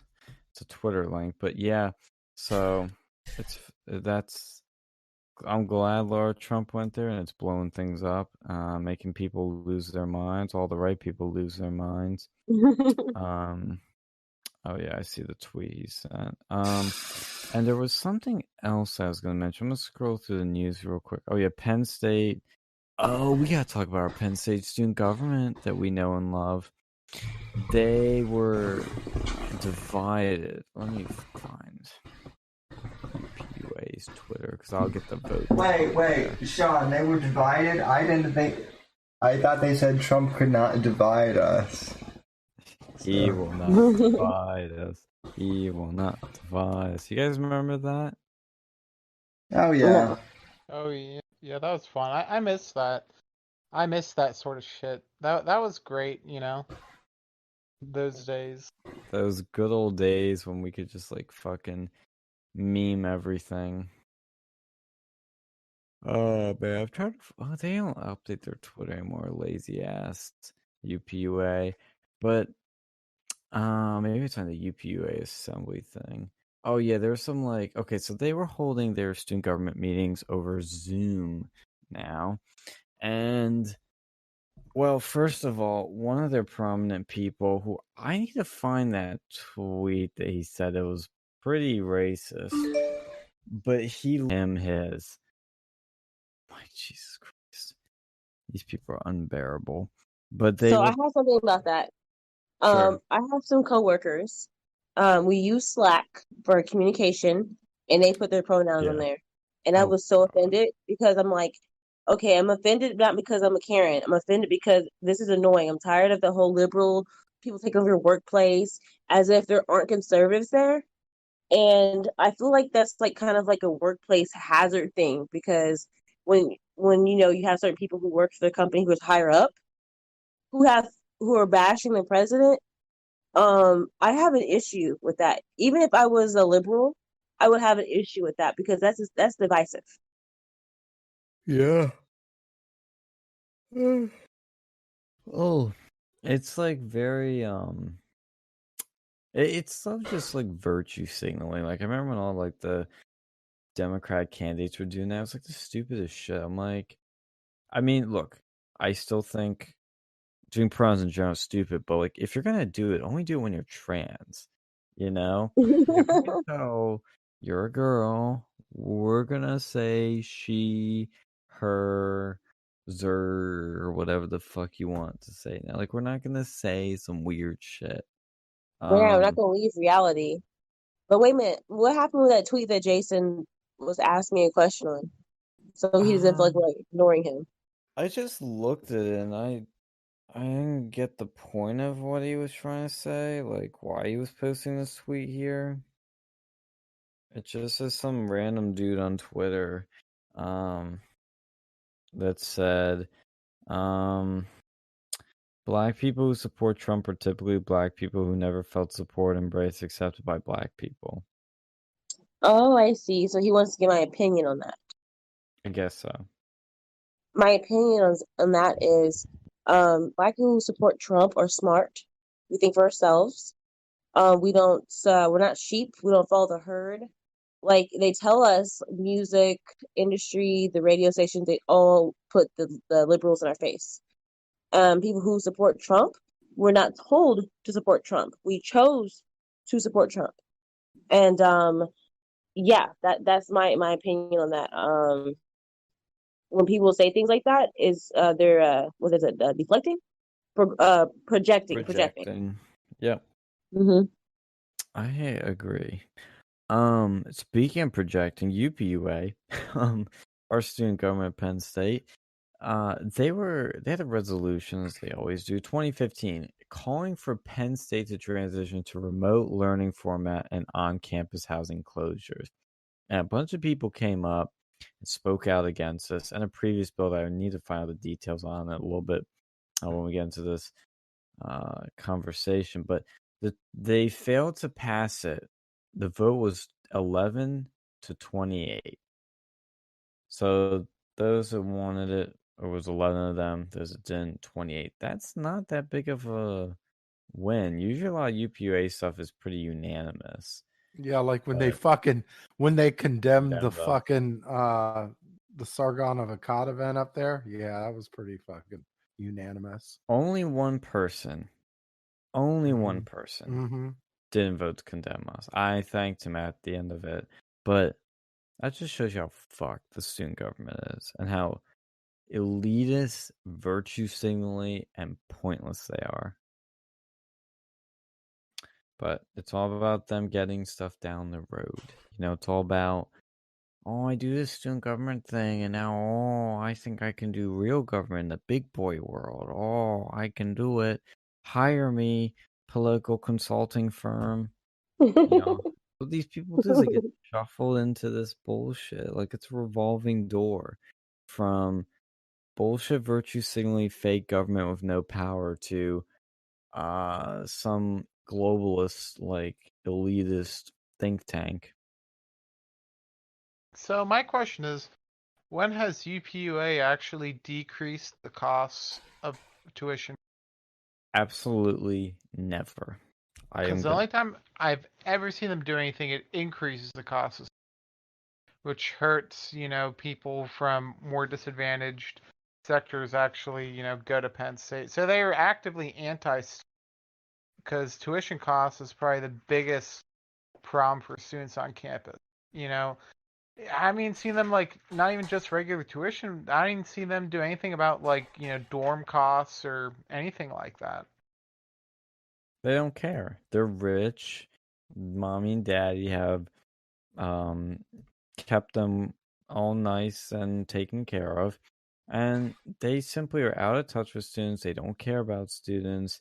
And they, frankly, are just in it for themselves. It's for bullet point on a resume to get them some power job in the future. And I know some of these people on here. Like, I'm looking at the picture right now of their student government. I know some of these people. And yeah, they're all elitist pieces of shit. It's what they are. Oh, man. Oh, we should do our election map. Let's go to 270 to win. Because I almost forgot about this. So, did you guys make any prediction maps? Or do you have any ideas of where you think things are going to go? No, I I did not. I didn't, but I think it's pretty safe to say Trump is going to take Florida again. Yeah, I was gonna copy Florida Sam, man but he says didn't Florida's send it to safe. me in time. Yeah, I was doing it last night, like super late, as I usually do stuff. And I had this map actually figured out as my prediction at the time in June of this year. Like it was right around the riots were just starting. Like somebody was like playing with maps in a group meeting. I was like, yeah, I'll do the same thing. The only thing I did change slightly, and it's not really a major change, is like one of the main districts I had blue and the other red. I just flipped them because I didn't know how to change at the time. But I thought this in June. I'm still thinking it now is more likely. I think Trump is going to keep, as we're 60 days out from the election. This is like the final stretch. It's after the convention. This is where the campaign like actually like goes into high gear. I think Trump's going to keep every single state he won last time and gain a few. I think he's going to gain Minnesota, New Yes. Mexico, Nevada, and New Hmm. Hampshire. I think he's going to pick those up. I I don't know still about think New Virginia Mexico is. yet or New Hampshire because I'm not familiar with those, issues. But the other ones, yes, because he had Democrat mayors endorse him for Minnesota. That's good. That's I see. That's the thing too. Is like riots are happening in some of these states, and I think what that's going to do is it's going to piss people off, and those that were on the fence about him are going to say, you know what, may not like his tweets, may not like his style, but he has the right message, and he's going to keep me safe. And again, what's critical in states like Pennsylvania and Michigan, which were two states that were pretty close. Michigan was extremely close. I think they're going to again be decided on the black vote. If the Democratic black vote stays home again, like we saw last time, we had our empty rally in Philadelphia, and with Joe Biden being racist and Kamala Harris being a crooked cop, I think Oh they're yeah. going to say, I don't like either option, I'm going to stay home. But then you're going to have higher turnout among Republicans.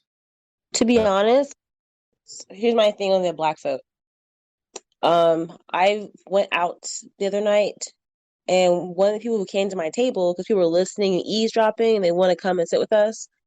This black guy came and sat with us. He was pro-Trump.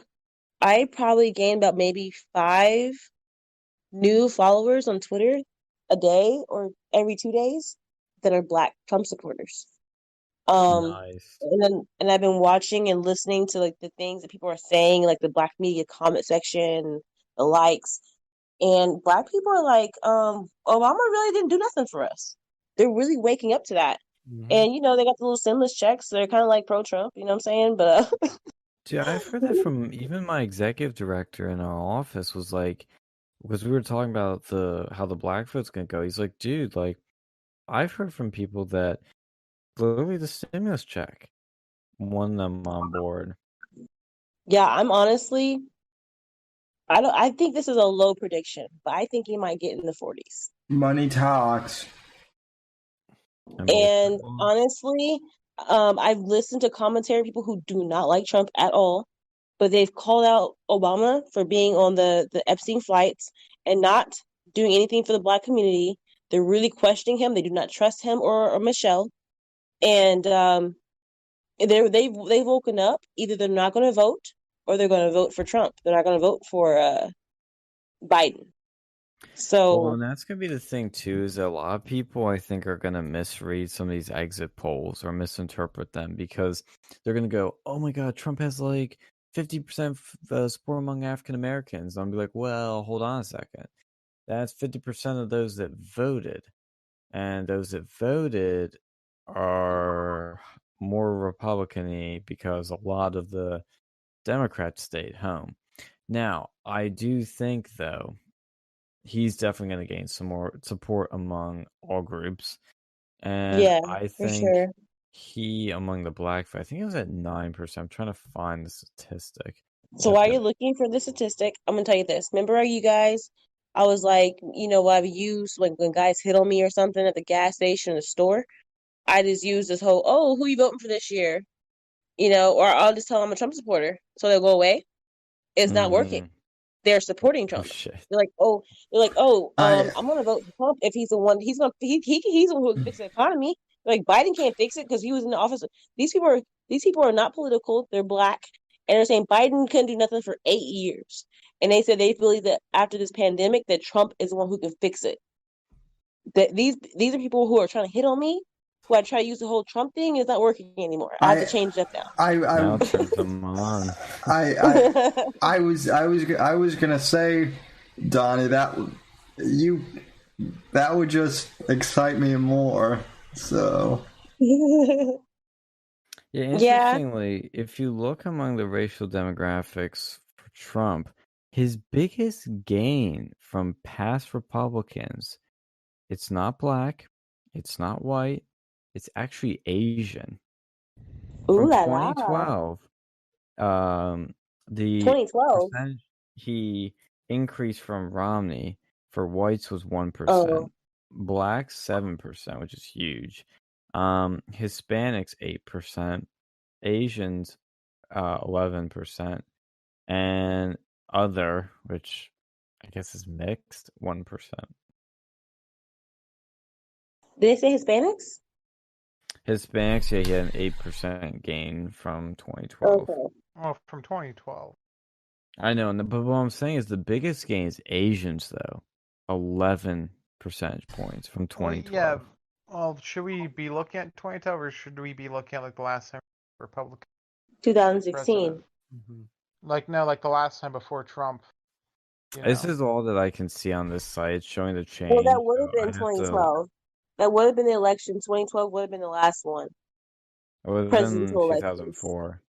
Yeah, last time like a Republican won before Trump. Because, well, they didn't win. They lost to Obama twice. So, Yeah, I mean, I'd have wait, to look that hold up on. Did we even cover individually. Buttigieg? Did I miss that? Did I already talk about Buttigieg? Yes, yeah, we talked about that because they're trying to roll out Yeah. veterans against Trump. But They wanted to vote for uh, McCain and Mitt Romney's the losers. Like those kind of people. yeah, I know those people like drive me up a wall. They trigger me. But I'd have to look at. But Trump had 8% of the black vote in 2016.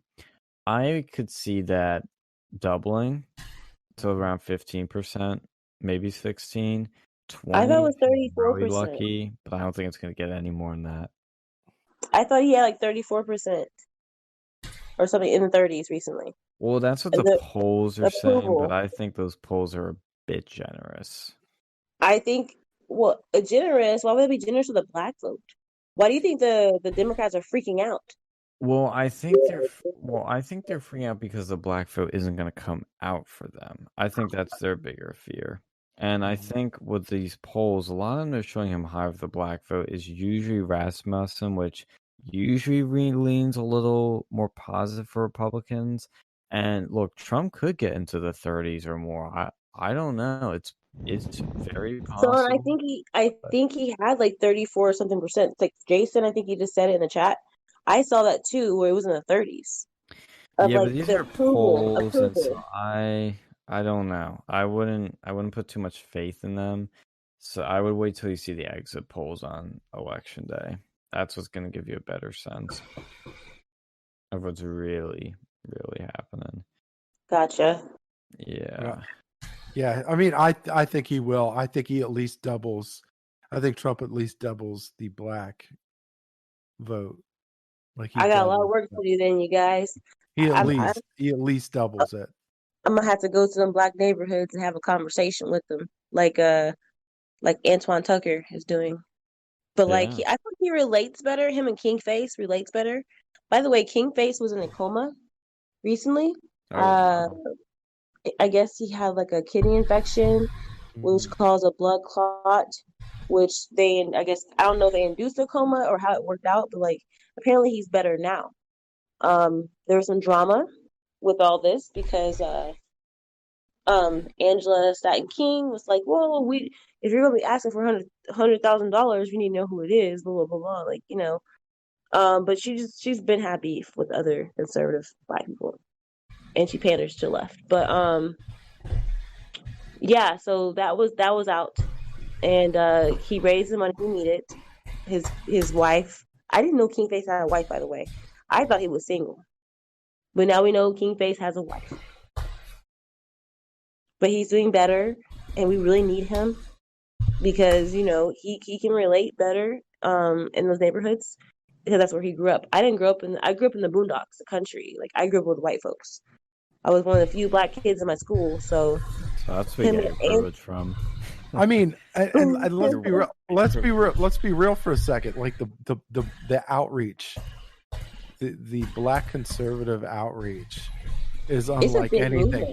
It's unlike anything we've really seen. Like, it's a huge movement for Trump. It's insane. This is interesting. Like Herschel's son, was he a football player? Herschel Walker's son? Yeah. Yeah, he made a whole like little commercial, and they've been posting it. He's been pro Trump for a long time. Mm-hmm. But like, he's been getting the highlight now. It's just like, and also, I think he's gay, right? I don't know if he is. I don't think so. I don't know. Oh, okay. Well, then I apologize, but I thought he was. But yeah, I mean, like, this is a huge movement. Like, all the people who came at the RNC convention, like, and their stories they were telling, like, I think is waking up a lot of people. Uncle Tom, like, I know Phil watched it. Like, it was very touching. I know people watched Uncle Tom, and I think it's going to really help get him in the I think he'll be in 30%. It's, you know, we can place our bets later on. Yeah, I can tell you, if you haven't seen the Uncle Tom documentary, fucking see it, because it is it's fantastic. It's really good. I loved it. I really liked it a lot. Has anyone else watched it? Look, I haven't had a chance yet. I've had a chance either. Yeah, I'll. Where is it at? On YouTube or on Netflix or? You have to go. Website. You have to go to a website to order it or whatever. Forget what it is. I got the DVD, so I wasn't trying to. I think it's UncleTom.com. I think it's on UncleTom.com. Oh, speaking of documentaries, Sean, did any of you ever see the censored documentary that has like Alex Jones and Gavin McInnes and Paul Joseph Watson? I've seen clips from that. That was done by those two filmmakers, video producers that turned out to be total traitors. So I kind of like. And that was that piece Milo wrote about them, but I mean, it looked like a well-produced documentary, but I hadn't seen it. But that's who did it. Oh, really? Because I watched it and it was good. It was good, I thought. Yeah, I mean, I've seen clips from it. It looked pretty, good. But so Uncle Tom, the Internet Movie Database rated it 9.4 out of 10. Nice. No, Google users 96% liked it. and rated at 4.7 out of 5. See, we're getting 30 for something percent for the black vote. I'm telling you guys. I'm gonna bet y'all some money off the line, because I feel like we're gonna get in 30s. Well, here, let me give you some perspective on some of these polls, and their polls will take them with a grain of salt. But okay, so Trump won 8% of the black vote in 2016. Now, according to a Hill poll, this is the Hill. This is not some far left or far right outlet. This is the Hill. Say Trump after the convention gained 9 percentage point among black voters when compared to previous polls a few weeks ago. He went from 15% approval to 24%. So 8% to on 2016 and now potentially 24%. I think there's a little chunk of that too that is doing the silent majority thing too. Like I just believe it. I believe that they're even if we get 30%, it's an ass whooping.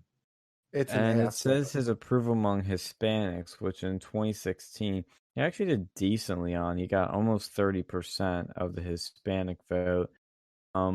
It rose. I was still at 30, went to 32%. So he's not really gaining among Hispanics. I guess we need some more work on. But apparently among whites, it went down from 54 to 52%. And in 2016, he had 58% of white supporters. I don't know why white vote would go down. That maybe they were the white supremacists who thought like the news was being honest about him being a white supremacist, and they realized he wasn't, so they endorsed Biden. That's actually half accurate because that's what Richard Spencer did. Like Richard Spencer had this goofy idea that Trump was this secret like racist and would dog whistle to his white supremacist supporters. It's like, dude, you're imagining somebody isn't there. And then when he found out he wasn't that, he flipped out and endorsed Biden. Which I mean, we all saw that coming from a mile anyway. And I love the fact that I did. I mean, I didn't think Richard Spencer was even going to endorse anyone. I thought he was going to endorse maybe some third party Well, what I meant to say, I get what you mean. What I mean to say is I knew that Richard Spencer wasn't a Trump supporter. Oh yes, yeah, not really. Hold on 1 second, you guys. Hey, everybody who just entered the chat, thank you so much for coming. We went up to 9. Thank you guys for coming up and saying hi. Say hi in the chat, please. Please like the video, subscribe. This is every Saturday night for the Night Owls. And tune into the Whitfield Report beforehand at 10 p.m. So, yes, yeah, we've got good stuff. Pretty much all of Saturday night we got you right because there's nothing going on because the whole fucking Rona shit going on. So we got great entertainment. Look, we got the Whitfield Report, and then it moves over to. It moves over to Versa Media. We got everything. This is great stuff. But both shows are way more entertaining than Saturday Night Live has been. I mean, that's not. Come on, Sam. The bar's not that high with Saturday. I mean, Saturday Night Live's a terrible show. Not anymore. And in its heyday when Norm Macdonald was on the Weekend Update desk. That goes without saying. I mean, that was at a point in time where it was really at its height. You had Adam Sandler, Chris Farley, Dennis Miller. And it's not. I mean, it just they cranked out stars. It's just I don't know who the fuck these people are in this now. Most of their stars now, not the ones today, but the ones we mentioned, the really big ones, are all considered alt-right now by the left. Yeah, I know. I know, it's weird. Speaking of the right and alt-right and all those things we were just mentioning before, with these statistics on exit polls, I didn't realize how many questions there were with these. One of the more interesting ones, and this is kind of what I thought of, like as as me, but I'm always wondered how much this felt to people. But it's the most important issue in 2016, um, overwhelmingly for Republicans, immigration at 64%. Number two, terrorism, 57%. Number three, economy, 42%. And then number four, foreign policy at 34%. But for Democrats, foreign policy was the most important issue, which is kind of strange. Then the economy, then terrorism, and then at the bottom, immigration. So everybody thinks the economy is pretty much one of the most important things. With conservatives, immigration takes the cake, and with Democrats, who knows what the fuck they think's important. But very interesting statistic. Trans rights, probably. What was that? Tranny rights or some bullshit thing like that. Probably. Yeah, that's what Didda Min was doing. That's stupid shit. I have a question. But So, hold on. Monique Worthy just said, "What am I watching?" Monique, are you the Monique who went viral? Like, are you the one who made that video and you're in the DFW area? Because that's the only Monique I know on my Twitter account. oh, really? Yeah, she's the one who went viral and like I think what's his name? What is his name? Not no, what's his name? I think his name is James Wood something. James Woods? Yeah, he retweeted her earlier. I want to know if that's her. What's up, William? So I'm gonna go on her Twitter. It looks like she has 153 followers. So might That's not be there already. soon. She was at 32 earlier. She must just be killing it. Yeah, I'm gonna go James Woods' Twitter. You said James Woods retweeted her? No, he posted her video, Okay. and I posted her video in the chat section, like her actual profile. Her name is Monique, and I see Monique in the chat section, Oh, nice. Cool. and What was this video? when she was talking about, okay, the first she started like, do I think that Trump's racist? No, and then she explains why. Hold on, let me go find it and tag you because that's the same Monique. She's dope, you guys. You have to follow her. Hold on, let me find her. Yeah, I'll give her a follow. Yeah, get her account, post, then we'll give it a follow. Yeah. Yeah, because I think, oh, I found her. On Twitter, her name is I am Monique16. Okay. And I'm like, hold on, let me tag you in the video and you can play it because so everyone can know who she is. Because she's like, I saw her before like Candace Owens actually. So I just tagged you guys in it. I just tag I think it's a different Sean in one it. than the one in the chat. Because the one in the chat, I found her Twitter. Oh, wait, no, I did not find her. It's a different one. Sorry. Did you get my notification? You can play her video. Like she's got she has a cute little yellow towel on her head. Let's see. I will go to Twitter right now. Oh, man. It's amazing we're not banned yet for any of these platforms. Let's see. That's God. That's God. Wow, 32,000 followers. Yeah, she's blowing up. Yeah, she should have more, to be honest. When he posted her video today, he didn't tag her. I guess he probably didn't know who she was. For actual, like, he may not have known she had a Twitter account. Crashes 82 says, "What's with the Eye of Horus?" I don't know what that is. No, that's the Eye of Horus. That's part of our that's the inspiration for the logo. And it has nothing to do with like Illuminati or anything. Sean is a fan of the Alan Parsons Project. So. Well, it's a little bit more than that. I mean, it's like, I don't know. It's pretty cool. It's pretty cool. Like, you want to explain it, Sean? What do you want me to do? The Eye of Horus. Like, what's going with the what's up with it on your logo, whatever. I be honest, I just liked it.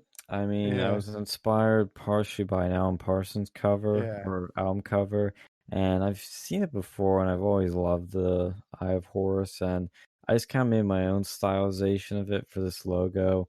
I don't know if we're gonna really stick with it or not. I mean, who knows? But it was just at the time what I kind of liked, and it kind of worked, and so just ran with it, and that's how we're here. Did somebody ask about that in the You, chat? you need to stick with it because I Yeah. love it. My followers have told me they loved it, and they were like, "What does it mean?" Like you should keep it because it asks you ask questions, and I love it. I think it looks awesome. Oh yeah, I see Crashes 82 in the chat about that. Okay, cool. Yeah, absolutely. I mean, I do need to touch it up a bit because that's when I was first learning Adobe Illustrator, and it was a bit of a rough struggle, but I did figure it out eventually.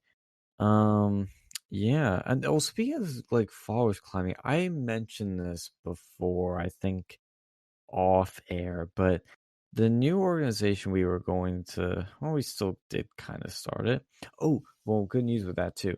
So when we were trying to do that big speaking event this spring at Penn State, we had to create a new organization because Turning Point cucked us and was like, yeah, you can't do this. And we're like, okay, well, we'll do it our way then.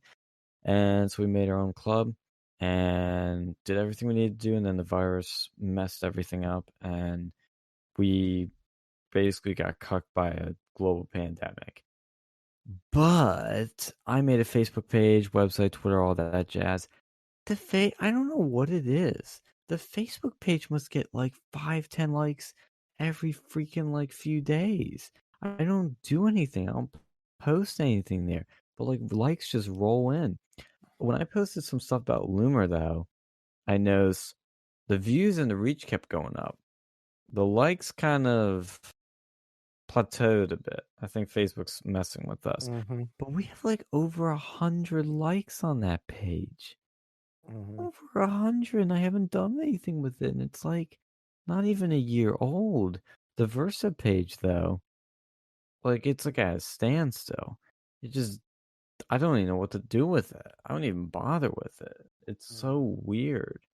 But the good news also is that this week was all those sort of trainings for the officers to make their clubs official. You have to attend these officer trainings at Penn State to keep your club alive.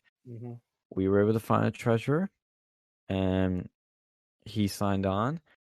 We did the trainings, and the club will live another year. Good. So we Gucci. I have big plans for that once this pandemic's over. Yeah. We need to disrupt things and have some fun. Hey, Sean, are you gonna invite us to your wedding? Wow. Brakes are being pumped right now so hard. What were you actually asking there? I didn't hear the beginning of it. I just heard wedding and freaked out. Are you gonna invite us all to your wedding? Fuck no. Why? I'm kidding. You will all be invited. Thank you, Alex. What? Yeah, she's fucking. I love how you're being fair, though. I appreciate that. Oh yeah, sure. She's Come probably on. listening. She's probably listening right now, like, what? You never The know. time. We gotta go. Yeah, it's pretty late, guys. You know, I mean, 2:30. Cut that out. Cut that out. I just invited all these people to come. Now we have 15 in the chat. Like, come on now. Oh jeez. Cool. Oh yeah, hell yeah. No. Whenever I get married, I'll invite all of you as well. But you have to buy gifts. Well, I love to go to Okay, Texas you'll get a one time. very nice gift card to Olive You'll Garden. get the best fucking blender Walmart has to buy. I'll get you some Brain Force Plus supplements. Yeah, we get that. Lifetime supply. Yes. Yeah, well, Yes. And Support Puffy Phil local will be Texas bringing business. what up? and Phil will be bringing his black girlfriend to my wedding.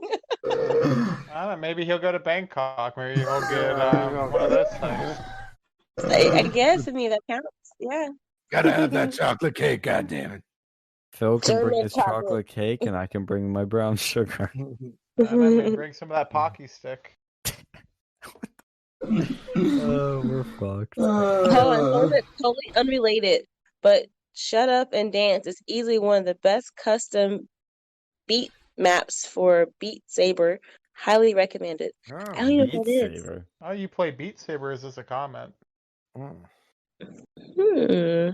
no, it's from Biogen. I also pissed about Beat Saber. I went over to my brother's house, like, oh, there's a cool game with lightsabers. Like, oh, cool. Do I get to like chop people up and shit? No, it's fucking Guitar Hero with like stupid baton. That was Pretty like one of the much. greatest bait and switches I've ever played. I thought you'd like beat people with a lightsaber, but you just play Guitar Hero with sticks. Why is 2012 RNC trending?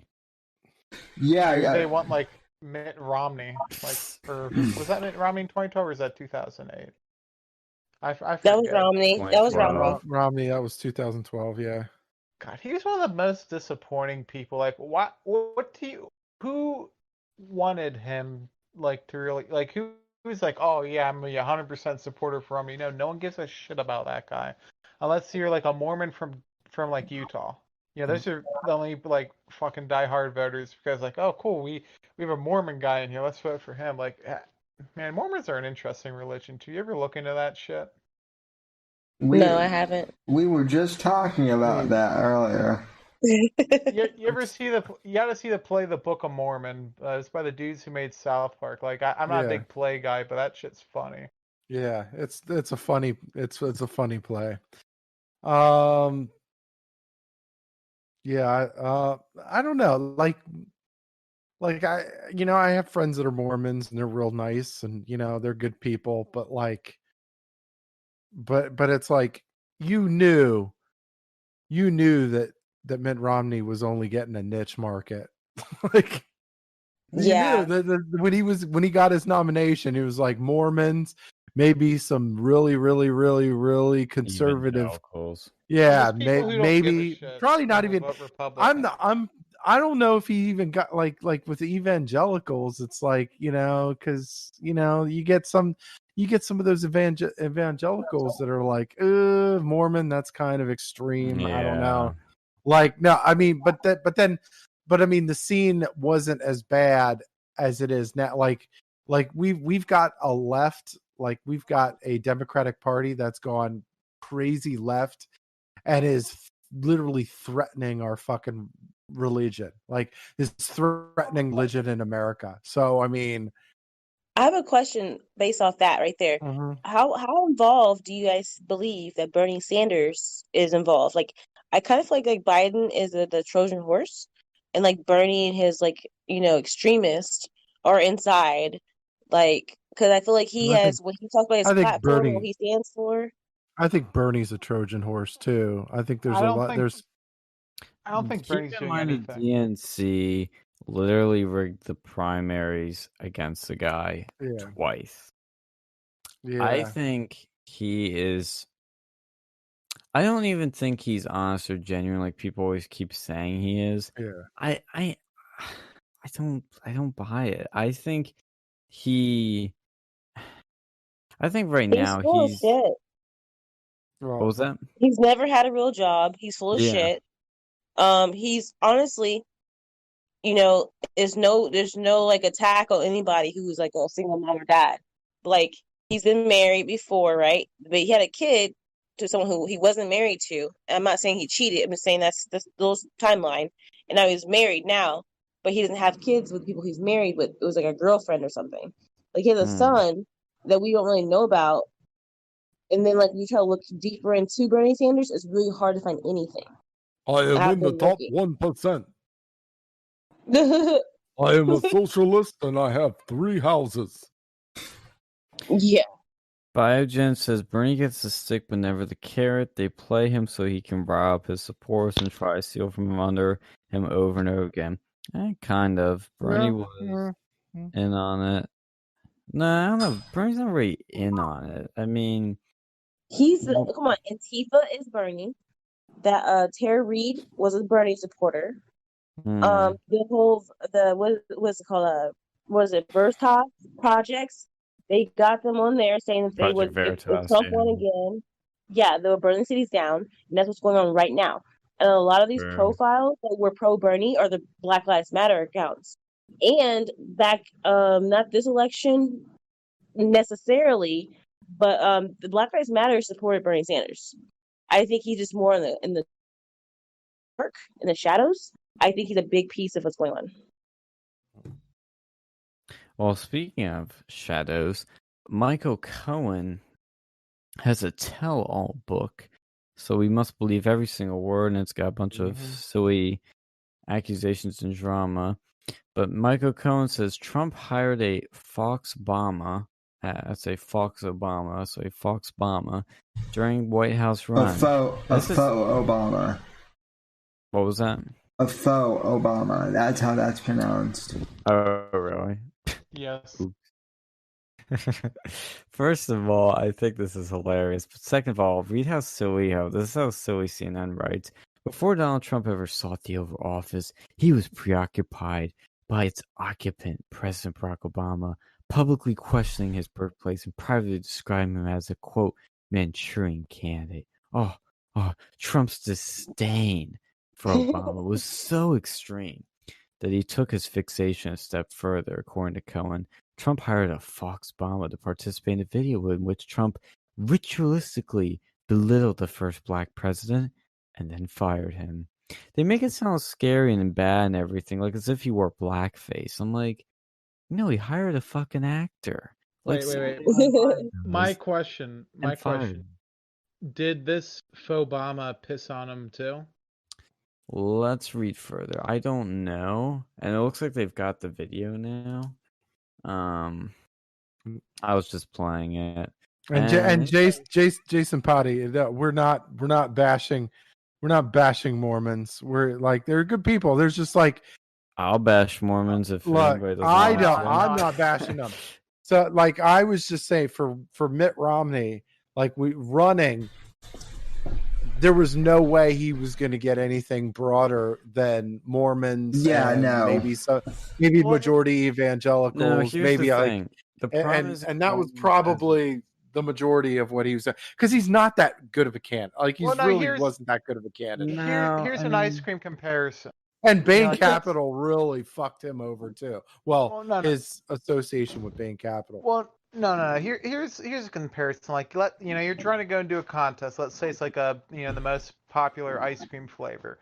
Mm-hmm. Typically you'll have like a vanilla and a chocolate, maybe even like a strawberry. Okay, I can see that. But Mitt Romney, he was like a fucking tea-berry. It's like it tastes like fucking Pepto-Bismol. Like, some people love it. And I know this from my like time in the fucking ice cream industry. But most people, they taste tea-berry, like, it's very divisive. Not many people are gonna like even touch that shit. And Mitt Romney was out there marching with Black Lives Matters.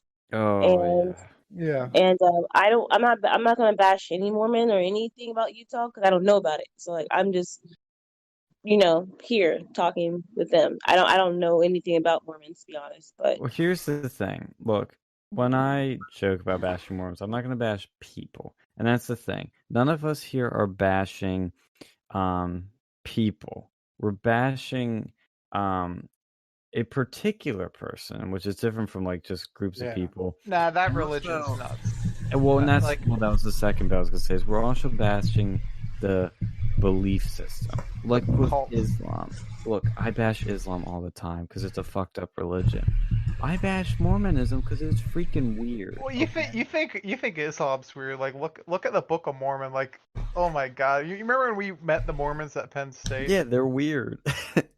They have like special underpants and shit, and like if you read about like who's that, Joseph Smith or whatever, and he like claims that he found like the fucking like Moses tablets in his backyard, and like Moses or whatever, and like the Bible stuff happening in the United States, and like no, I'm pretty sure Romney, dude, that's the other thing. Mitt Romney, I remember so well. Mitt Romney wore the magic underpants too. And that sounds like some shit from fucking Captain Underpants. Like, is that Mormon book? Is that like the secret about it? It's in a Mormon indoctrination book. Well, didn't we ask those Mormons we met we asked them about it, remember? And they're like, yeah, it's pretty normal. And we're like, what? Yeah, they were like getting offended because I was calling out their book. And like there's some weird stuff too, like apparently like back in the day there was a thing like in the original ones where, you know, the more wives you had, the more like higher in heaven or something you got up to, and then they, you know, to get Utah into state they had to ban the polygamy, so they kind of did away with that. Like apparently blacks weren't even allowed to be Mormon until like the 70s. Well, and that's the thing we're trying to say is like, look, you can be a Mormon and be a good person. That's fine, okay? That's great. If it works, great. But it's the religion has weird shit in it that turns the average person off. Like Christians don't wear magic in their pants. And they don't ban you from drinking coffee. It's not even just alcohol. It's like, oh no. So you ban alcohol and coffee. It's like at least Islam, you know, they allow you to drink coffee. Like they're the people who like pretty much invented it. So we'll throw you off a fucking roof if you're gay, but yeah, you can have your coffee. Pretty much.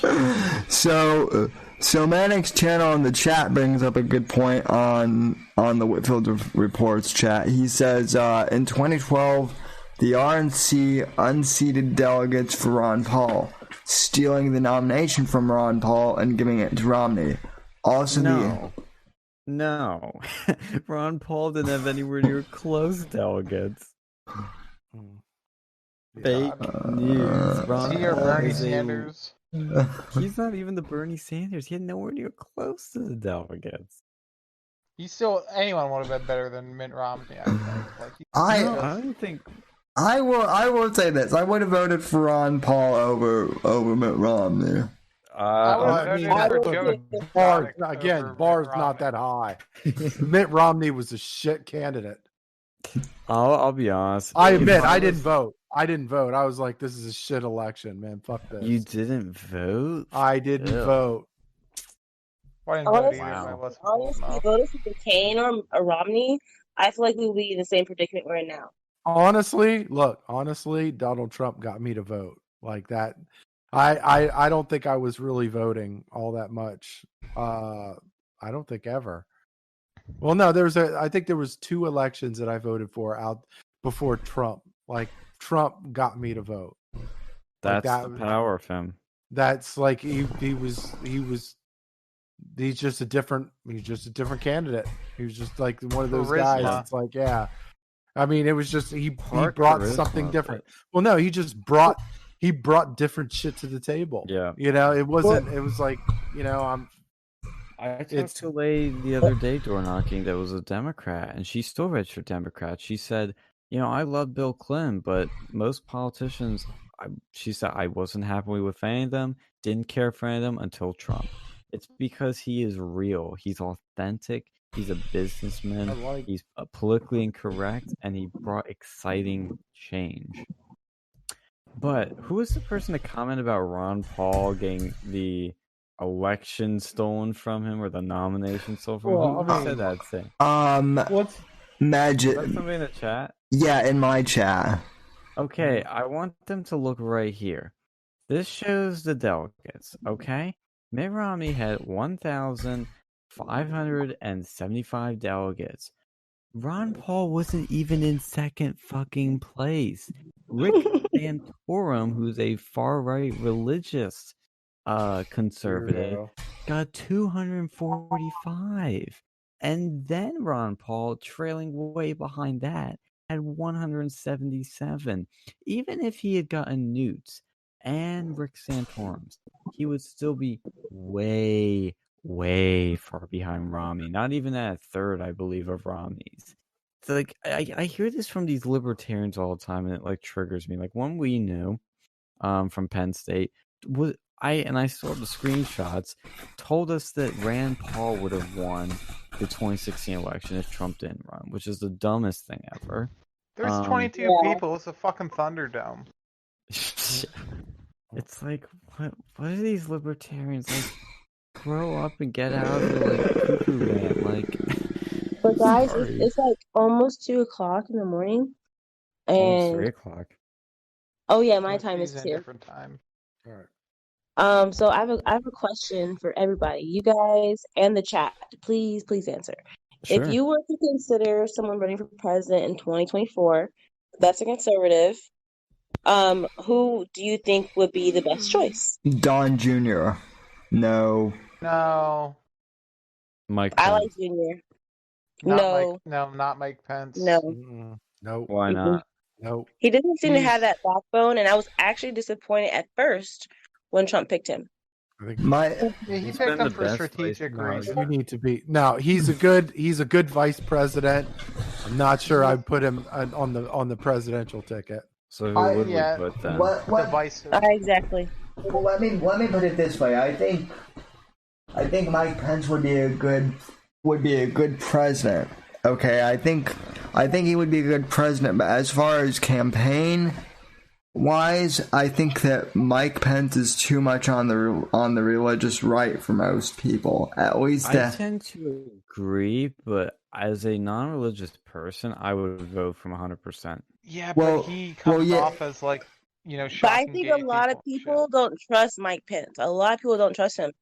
So I don't think that he will be elected as president. I feel like they don't trust him. I keep seeing it on the feed, like people trying to figure out what's up with Mike Pence. People don't trust Mike Pence like that. And then someone in the chat said Tim Scott. I can totally see a Tim Scott. I do like that pick. I do like Tim Scott as a pick.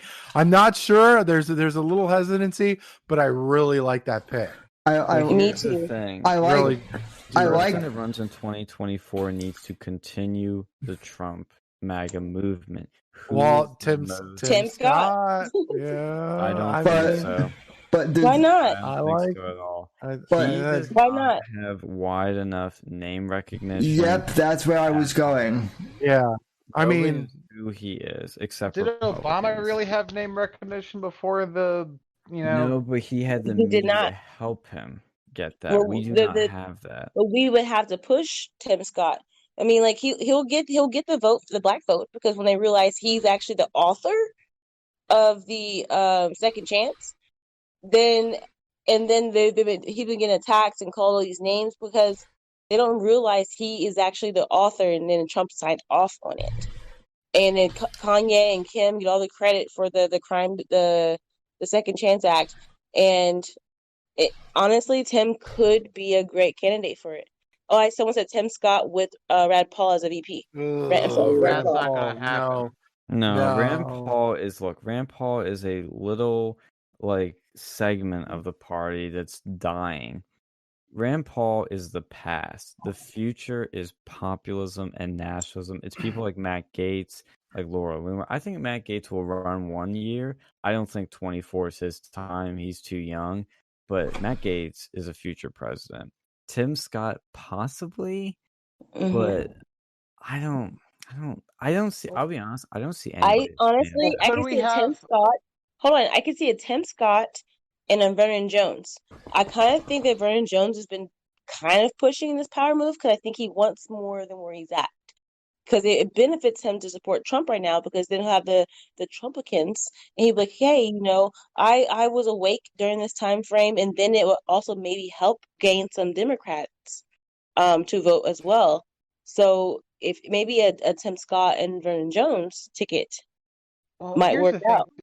Here's the thing too. Like, I think we could have another black horse thing like Trump, like someone who wasn't really into politics, Yeah. and they just sort of materialize. Who Yeah. would that be though? That's very, very few people. Very few. Yeah. What if? No, he. I don't Who think would there's be- anybody like Here- that right now. Oh, someone said Alan West, and I don't know who John James is, but that's what someone else had said. John James is Jason. running for Senate in Michigan. Yeah, He he's has not. a bright future, but Yeah, he is. nowhere ready for presidential Yeah. time. He. He still needs to win a Senate race. Mm-hmm. I don't think the Republicans. I think this is honestly what's going to think- happen, and I'm not saying this is what should happen, but I think this is what's going to happen. Is Republicans aren't going to have a big star in 2024 unless Pence runs, and you're going to end up with a Democrat president. I think it's very likely, given history, many other things, it's going to be a Democrat. It's probably But going to be. people don't like Mike Pence like that, though. I think, but no, Yeah, I think people like no, Mike Pence a lot. no, I not totally even disagree. close. That's not You what I've been talk to saying. Trump supporters, they love Mike Pence a lot. Because he's fucking tied to Trump. Exactly, and that's why he But that would does, run. But that's that's the not problem. that. See, hold Like you on. See, that's take. the problem the Democrats are having with they're tying Biden to Obama, and that's not But working. yeah, but the So- problem is Biden is a weak candidate, whereas Mike Pence is not. So this could be like the way I see this, because Sean does have a good point, and this just made me think of something. If Pence were to run, he could win, but here's the thing.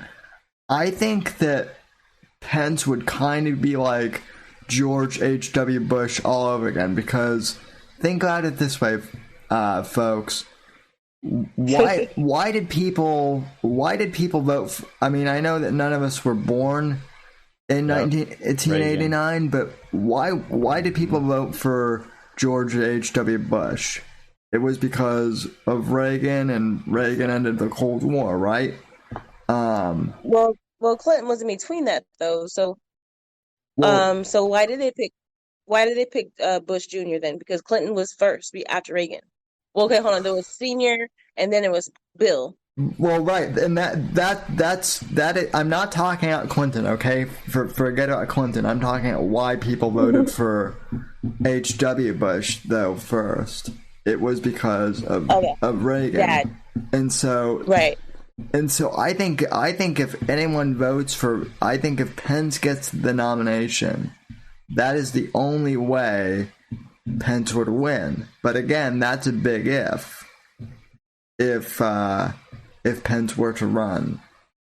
Here's the thing too, is that look, I personally am not like, and like I think when Trump first picked Pence, I was indifferent because Pence is farther right than I am, more religious than I am, and a lot of the country's kind of the same way. But as time went on, and I understand the strategic pick and it's really smart. As time went on, I've also grown to actually like the guy a lot more. Yeah. And while I think if Pence, let me put it this way, if Pence had never been vice president and ran 2024, he would lose. But if he does run For sure. 2024, he's an automatic front runner nomination locked in. And it's only because of Trump. And look, Pence, I think, is a smart enough guy to know where the pulse of the country's at. He is more religious than I would take. So is Mitt Romney, and Mitt Romney won the nomination. I'm not saying Pence would win the general. He probably would, maybe. I don't know, actually.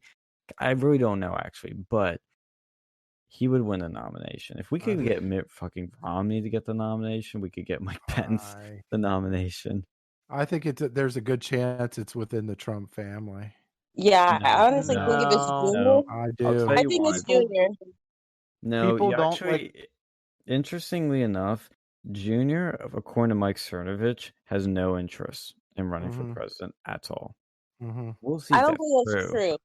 Yeah. This is why I think it's true. Yeah, but that's Mike Cernovich saying that. Donald Trump didn't want to run for president, but Yeah, he felt did. like he did. He did it actually once before too.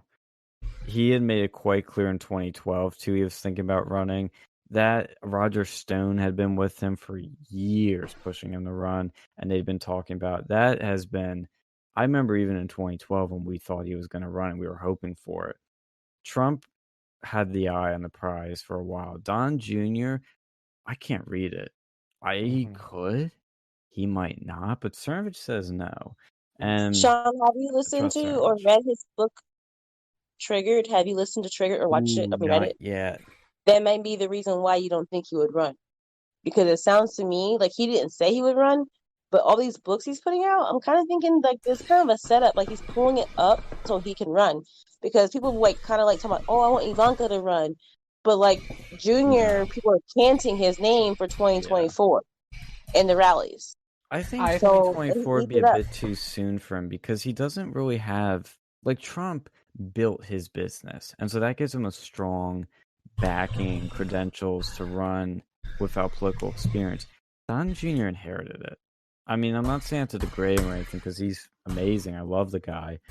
But he's a patriot, but he didn't build what Trump has. So he doesn't have this strong credibility of an outsider just yet. It's just he needs a little something else. And I don't know what that would be, but he needs a little something else to prove he is a strong businessman. Because a lot of people just see him as the son of Trump that kind of inherited what his dad has. Trump But is the he's stronger builder. on 2A though. That's another reason why people love him. He's stronger on 2A, like the bump stocks and stuff. Like he is way more like more He is to more he's pro more gun, yeah. so I think that will also help him win. And then, Trump has his family all helping him and backing him up. So would Junior. So people are going to assume and think this will be the same team. Yeah, and I think, look, I know Don Jr. has thought about running for president. There's no way he hasn't. But will he do it? I don't know. I really don't know. I really can't read it. And Kimberly making moves and being his girlfriend, she might see some potential in him too becoming a president. I don't know. I did not But realize that she was the ex-wife of Gavin Newsom. that's That so kind of throws me true. off. Well, That threw me off. I don't know. I don't know. Like I understand people can change their minds, but I just feel like I can't trust anybody who came over there. I don't know. Don Jr. I'm not saying you should break up with her, but like it's kind of like a little red flag. That's it for me. Second. here's what I think matters the most for who are on 2024. What is Trump's legacy gonna look like? Is he gonna Dude, be remembered as a good okay. president, or are people gonna want to disassociate with him? Oh, And I they don't think want we. more. Going I back. don't know yet. We don't know that yet. No, Okay. they want more. They want more. The base is so fired up right now. Right They now. want So if four I more say and 4 8 years more can years. if I change a say lot. this, who's going to disagree with me? Okay. This RNC. First off, the RNC was a wild success, but I have to say that Kimberly Guilfoyle speech, that might have been the most cringe moment of the It fucking was very RNC. cringe. It was Huh? cringe. Yeah. Like It she was was at a rally. it was pretty It was like cringe. she was at a rally, but it wasn't a rally I environment. mean, it was bad. I was It like, wasn't. It no wasn't good. fucking way. I didn't. The only thing I saw was the memes from it, and I was like, "Oh It was boy." bad. It was bad. It Like, wasn't. It was bad. I mean, thankfully, the Republicans, every Republican after that pretty much nailed it the rest of the way. But like, yeah, that was bad. I just It think was she's bad. used to like the rally environment and her yelling and stuff. That would have worked perfectly for a rally, but it was just not perfect for But she was the kind Senate. of off. Like she was kind of off in the like when she spoke at Penn State too. Like there was something off about like her when she was speaking at Penn State. There wasn't like Charlie Kirk. Charlie Kirk was good. Donald Trump Jr. was good, and I was like, there was something You know what? off. I can see Charlie Kirk being Donald Trump Jr.'s VP. No, Like, I can see. no. You would get I can. so I feel like Oh, Charlie wow. Kirk has been more so going towards the kind of like the religious I side. I've been watching his videos. Like on Sundays, he has like I these would little take shows. I would take Jared Kushner over Charlie Kirk, and I don't like Jared I Kushner. know, but I think he Let's would be be real. a good VIP pick for Junior. Well, Charlie. I mean, the reason I think he's going more religious is because I think he feels, because look, Charlie, I think is trying to kind of ride where the party's going, and I know Milo and a few other people are saying that there's going to be sort of a religious resurrection in the party, and I think that's kind of true. We'll see about that. Charlie's let's face it though too. Charlie is also trying to clean up his image as kind of a frat boy too.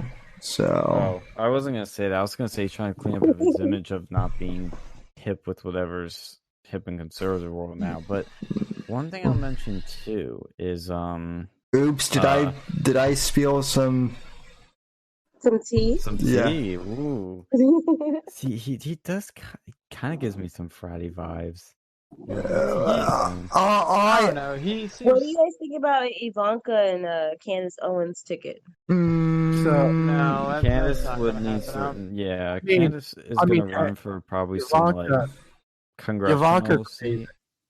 Ivanka's amazing. I'm not gonna lie. She may be one of the most amazing women ever, but like they're gonna. I mean, they're gonna go after Jared Kushner hard.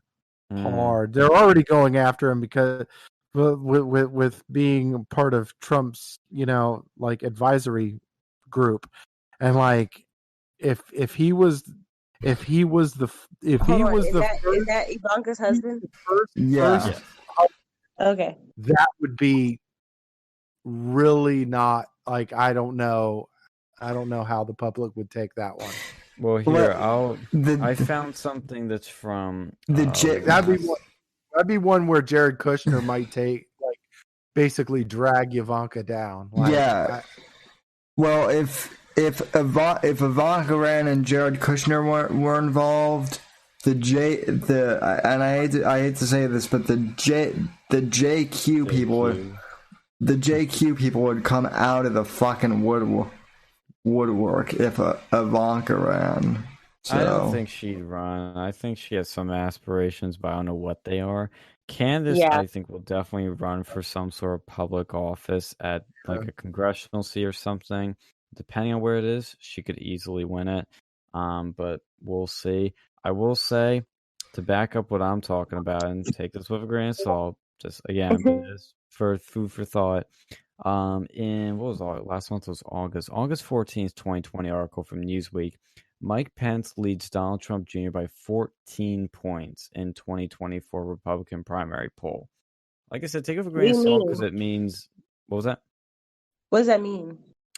Or they did a poll among 2024 potential Republican candidates for a primary, and they found that people had Mike Pence had a 14-point lead over Don Jr. in the poll. 31% Republican response said that Pence would be their first choice in the 2024 race. 17%. Fake news. 17% said they'd choose a president's son. But like I said, this means nothing because it's not 2024 yet, so a lot can change. But it's a poll. It is a poll, but look, people like Mike, and he would be the strongest contender coming out of a Trump to double year of 8 years to run for president. I keep hearing people prop up Nikki Haley, which I think is the dumbest fucking idea. Nobody actually likes her. She is a neocon, and she was a never Trumper until she had to support Trump. Yeah. Oh, you guys, I want to point this out too. I was going to say this earlier, but I couldn't remember what I was going to tell you guys. These people who are walking away from from the Republican Party and going to the Democratic Party, I think there's a lot of factors involved in that. But I think one of the main factors is they will not be reelected as a Republican because people are they support Trump so much. That's another sign people just think about. These rhinos know that they have not been, answering to people who voted for them and doing something different. So they know they're not going to get reelected. So they're going to go to the Democratic Party, right? So I feel like that's kind of why there's more of like a small percentage of the rhinos going to the Democratic Party is because they know that they're not going to get reelected because they're rhinos. Oh yeah, it's like Justin Amash fled the scene. All these people fled it because they know, yeah, you're fucked now. Like Amash, I remember, was like after he voted to impeach Trump, or even before that, when he was like talking about it or saying it should be, dude, he plummeted. And everybody started to hate him. Not even the libertarians want anything to have to do with him now, and that should tell you something. Well, actually, I know some libertarians actually donated to his campaign before he even dropped out. Dang. I'm like, what are you doing? Get a refund.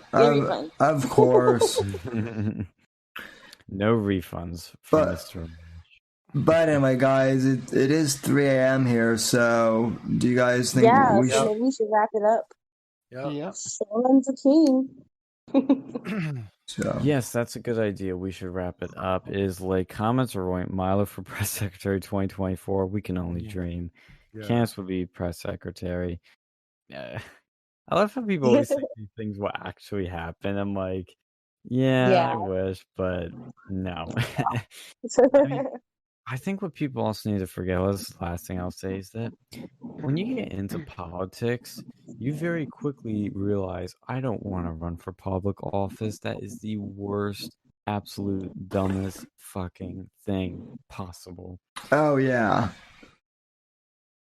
But a lot of these people that are for real to do it, either they do love the fun ride of it, or they're just doing it out of obligation. That's what I think. But that's all for tonight. If you want to follow Donnie on Twitter, it's at... I actually forget what the handle is now. Donnie the Don. D-O-N-I. The Don. And if you want to follow Sam Whitfield on Twitter, you go to at Sam_WGC. Did I get that right? At SamW_NDC. So and there we go. Which stands for Next Gen Conservative. That's what NGC stands for. So. Okay, cool. And Phil, are you at Pluffy Phil still? I am still at Pluffy Phil. I miss Dictator Phil. Second. Yeah. We might whip it out. We might whip out Dictator Phil here in a little bit. It's quite possible. Let's whip out Dictator Phil. It is entirely possible. So it is entirely possible that Dictator Phil might come back. It is. That would be amazing. That is # bring back Dictator Phil. Mm-hmm. Yes. Well, again, that's it, guys. Have a nice night and enjoy your Labor Day weekend, and don't do anything stupid and catch the Wu flu. So remember, wash your hands. Later, Gators. God freedom, legacy in that order, and God bless, folks. God bless America. Wash your hands, America.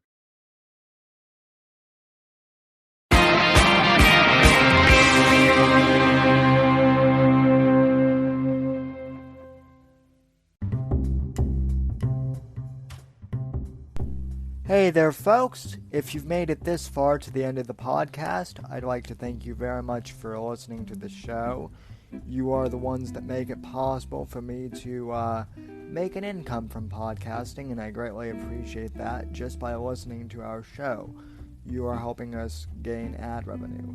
However, if you would really like to help support the show, I encourage you to please donate to the podcast and become a supporter of the show. You can head over to anchor.fm/Whitfield Report and click the support this podcast button and choose the amount that suits you to support the show. Or you can click the link in the show notes and it will directly take you to that page. If you can support the podcast, I really, really appreciate that. Anything that you can do to help out is greatly appreciated. Even if you can't afford to help financially support the podcast, I encourage you to please go on iTunes or Apple Podcasts or Stitcher and please leave this podcast a positive 5-star review. That really helps us out here at the Whitfield Report. Thank you for listening, and I'll see you next episode.